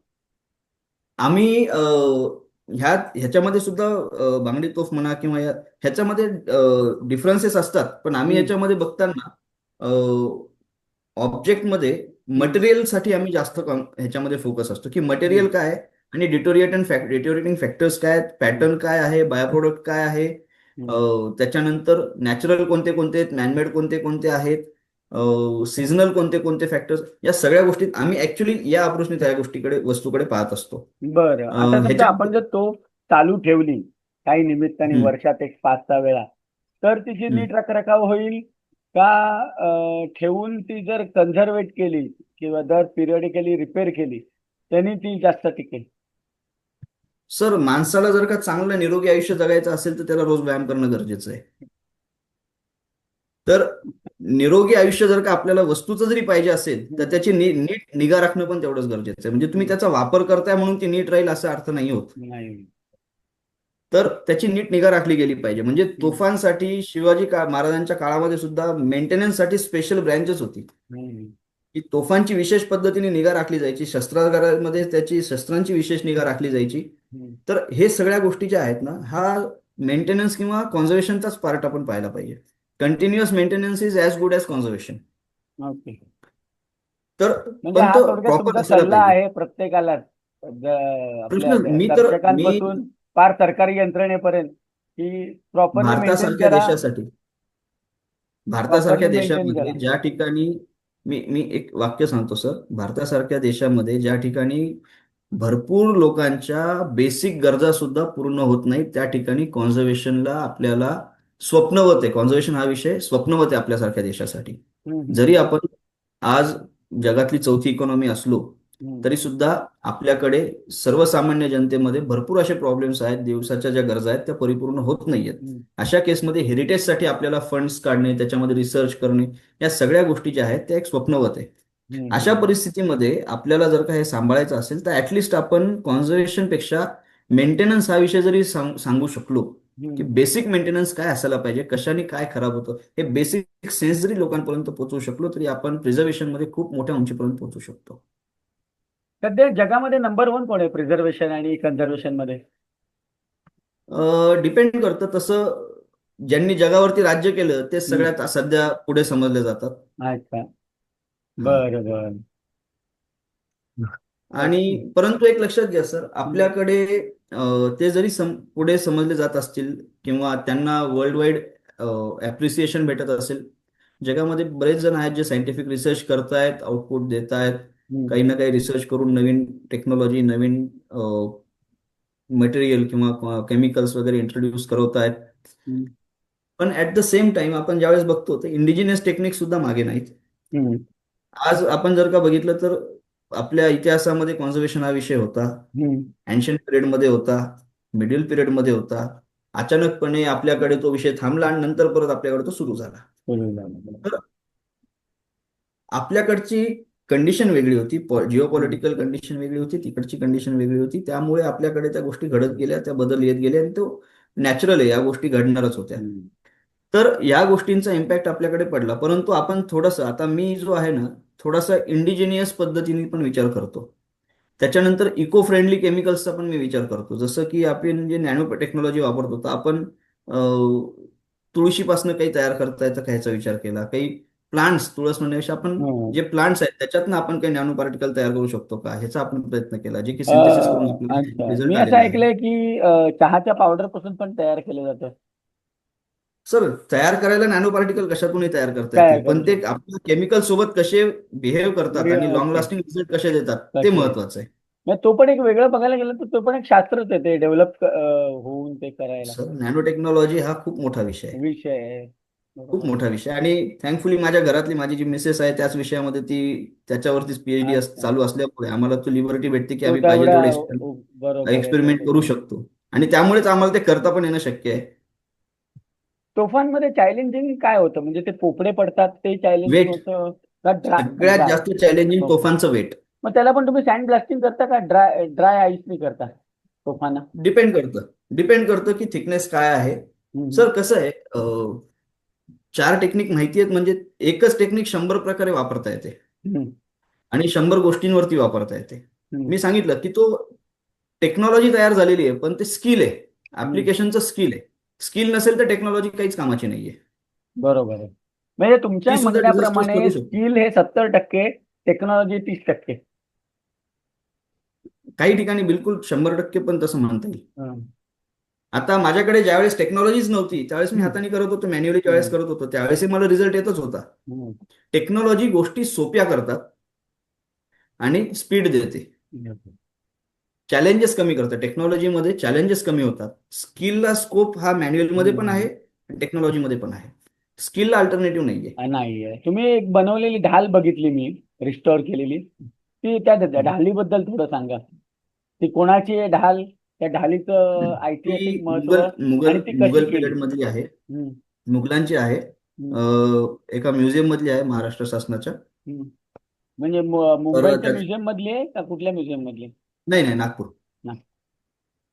तर त्याचं काम आपण ज्यावेळेस केलं ते सुद्धा शिवशस्त्र शौर्यगाथा जो प्रोजेक्ट आपण केला त्याच्यामधलेच आहे. आणि ती सुद्धा ढाल त्याच पुस्तकाचं, म्हणजे जी कट्यार मी सांगितली त्या हम्म. कटार ज्या पुस्तकावरती मुखपृष्ठ आहे ते मागच्या साईडचं मुखपृष्ठ म्हणून आहे. बरं, ती कट्यार तर कोणाचे ही आहे ढाल तिथे ते आहे. कळलं का तुम्हाला? अं? कोण त्या मालक, कट्यारजीचा मालक कोण होता हे लक्षात आलं का? त्याबद्दल काय माहिती आहे? नाही, आम्ही सर, आमचा एकतर काय आहे की परत आपण ज्यावेळेस L1 कडे येतो ना त्यावेळेस त्याच्यामध्ये बऱ्याचशा गोष्टी पाहाव्या लागतात, टाइम फ्रेम, त्या टाइम झोन मध्ये काम करणे वगैरे. तर आम्ही आर्ट हिस्टॉरिकल रिसर्च मध्ये जास्त आमचा वेळ जास्त त्याच्यामध्ये देतो. आम्ही सायंटिफिक रिसर्च मध्ये वेळ देतो आणि त्याच्यातून हम्म. आउटपुट काढून आम्हाला तो प्रोजेक्ट हँडल. परंतु ज्यावेळेस ऑब्जेक्ट आमच्याकडे येतो ना त्यावेळेस आम्ही प्रयत्न करतो की त्याच्यावरती आर्ट हिस्टॉरिकल रिसर्च व्हावा, त्याच्यानंतर त्याच्यामध्ये टेक्नॉलॉजिकल रिसर्च व्हावा, त्याच्यामध्ये मटेरियल अनालिसिस व्हावं. या सगळ्या गोष्टी आमच्या इच्छा असतात. या अच्छा. सगळ्या गोष्टींचा इतिहास त्याच्यामध्ये सगळं आपल्याला जमा करून त्याचा एक डेटाबेस तयार करून आपल्याला ते प्रोजेक्ट करता यावं. स्पा सर, श्रीलंकेसारखा देश आहे ज्यांच्याकडे फक्त टुरिझम हा एकमेव मोठं साधन आहे हम्म. इन्कम सोर्सचं. भारतासारखा देश आहे की भारत आजही मेजरली इन्कम सोर्स त्यांचा टुरिझम हा नाहीये. हम्म. तर इन्कम सोर्स जर का आपण पाहिलं तर आपण शिफ्ट करू शकतो. हो. जसं आज आपण शेती प्रधान आहोत ना, तसं हम्म. आपण टुरिझम प्रधान पण होऊ शकतो. हो, पर्यटन प्रधान देश आपला होऊ शकतो. एवढं कॅलिबर आपल्याकडे आपल्याकडे आहे. कल्चर इतकं आहे आणि प्रत्येक गोष्ट, आज जरी नुसते शिवाजी महाराजांचे 12 किल्ले जरी तुम्ही म्हटलं तरी तो एक वेगळा विषय आहे, अष्टविनायक एक वेगळा विषय आहे, बरोबर. ज्योतिर्लिंग हा एक वेगळा विषय आहे. म्हणजे आपण टुरिझम मध्ये सुद्धा आपण मल्टिपल व्हर्टिकल्स वरती काम करू शकतो.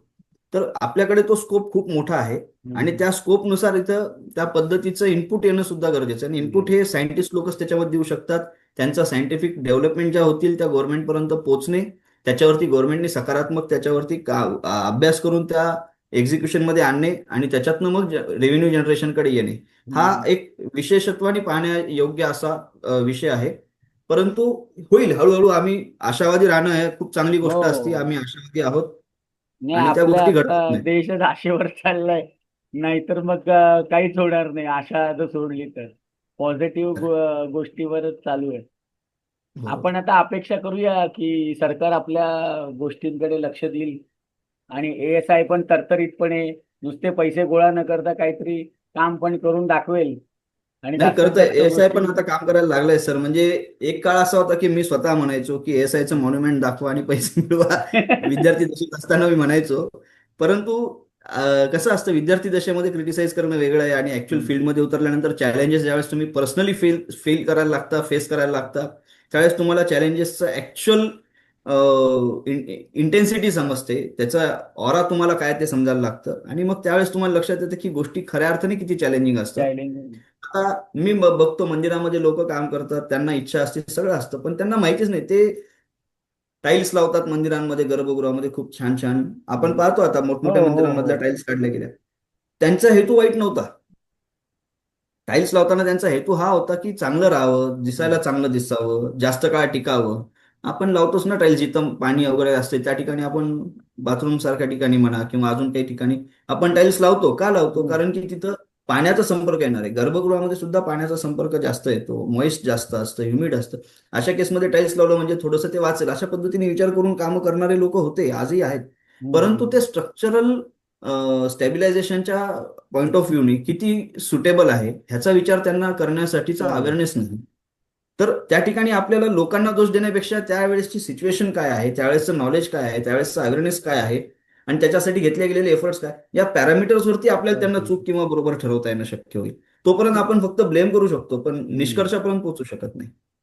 तरुण मुलांना काय तुमचं एक म्हणजे विचार आहे की त्यांनी या फील्डकडे यावं का कॉन्झर्वेशन मध्ये तसं मी उतरावं?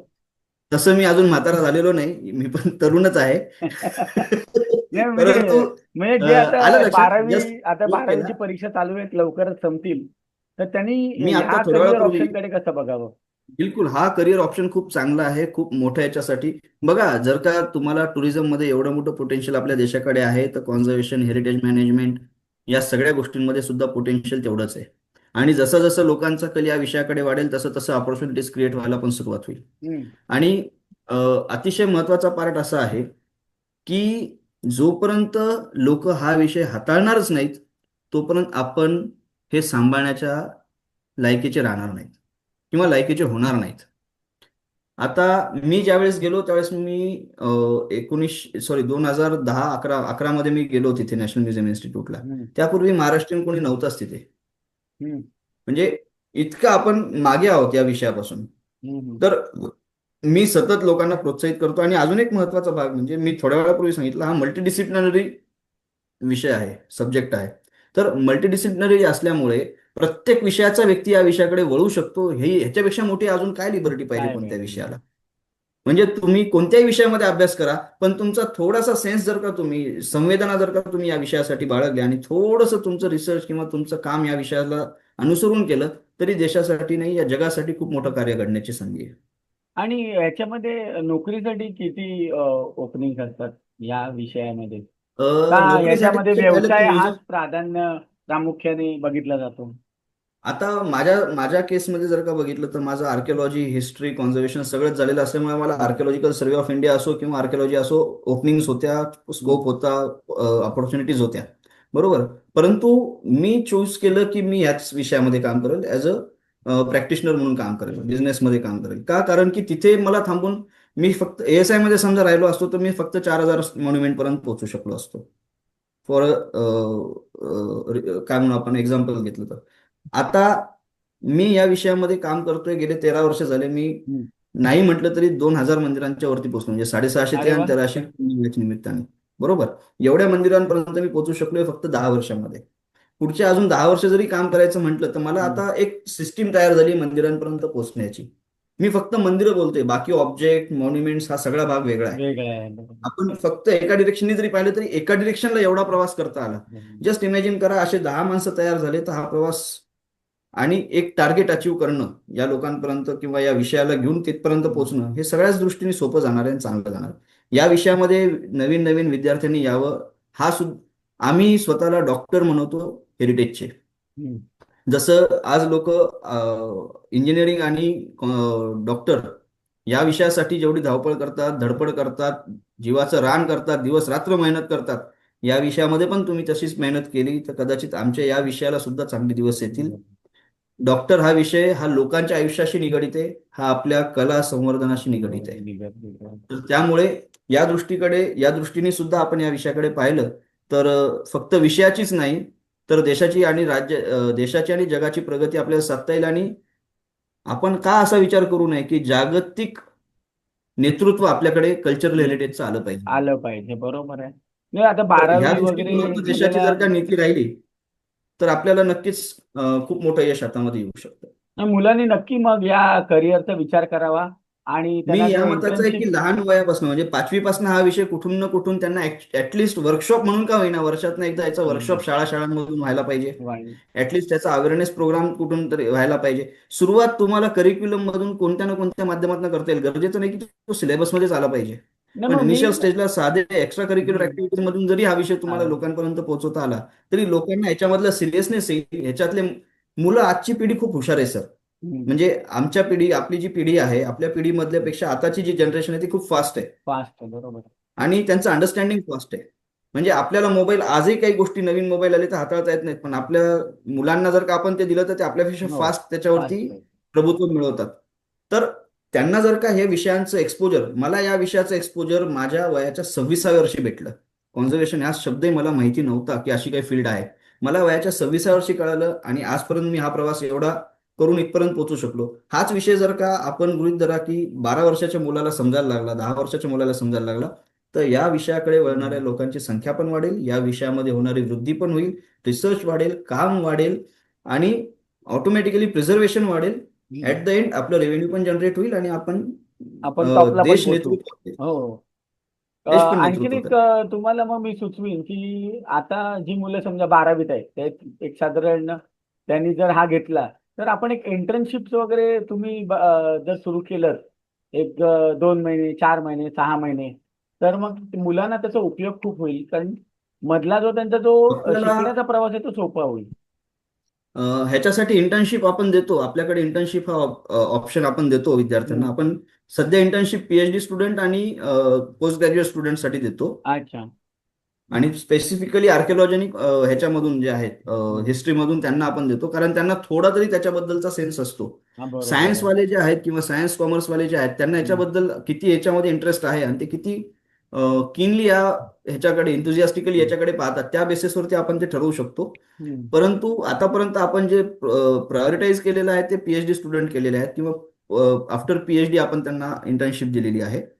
आणि त्याच्यामधनं मग आपल्याला फायदा असा होतो की त्यांचा एक रिसर्चचा पिंड तयार रिसर्च कडे झालेला कल असतो. वाढतो. बरोबर आहे. आता म्हणजे सुद्धा कसं जे आहे, हा हा करतील जॉब. आपण बघू काय देता येतंय का काय शिकवता हा, येतंय का आणखीन. कारण काय होतं याच्यामध्ये सर की हा विषय जो आहे हा पेशंटली हाताळायचा आहे. म्हणजे आता तुमच्याकडे आलेला आहे तो पेशंट आहे आणि तुम्ही घाईगडबड करून चालणार नाही. तर चालणार तुमच्याकडे ते पेशन्स असणं गरजेचं आहे. अतिउत्साही माणूस धोकादायक आहे याच्यामध्ये, नाही. बरं. या फील्डसाठी. तर जो कंट्रोल ठेवू शकतो स्वतःच्या हम्म. भावनेवरती, इच्छेवरती, तो याच्यामध्ये चांगलं काम ये करू शकतो. चांगलं काम. त्यामुळे या विषयाकडे पाहताना त्याच्याकडे ती मॅच्युरिटी, माइंड मॅच्युरिटी असली पाहिजे, स्टॅबिलिटी असली पाहिजे आणि हम्म. सेन्सिबिलिटी असली पाहिजे. तर तो या विषयामध्ये मग कोणत्याही विषयातला असला तर या विषयामध्ये तो काम करू शकतो. ठीक आहे सर तुम्ही त्याला बऱ्याच याच्यामध्ये करिअर आहे. हो तुम्ही बऱ्याच गोष्टींवर बोललात आम्हाला माहिती दिली त्याबद्दल दर्शकांतर्फे आणि माझ्या स्वतःतर्फे तुम्हाला खूप खूप धन्यवाद. तुम्ही दर्शकांना आम्हाला काही आज बोलण्याची संधी दिली तर आम्हाला तीच मोठी गोष्ट आहे, कारण हा विषय पोचावा, या माध्यमातून हा विषय लोकांपर्यंत पोचावा हीच याच्या मागची माझी तळमळ. आणि लोकांपर्यंत पोचणं हा फार कठीण विषय असतो.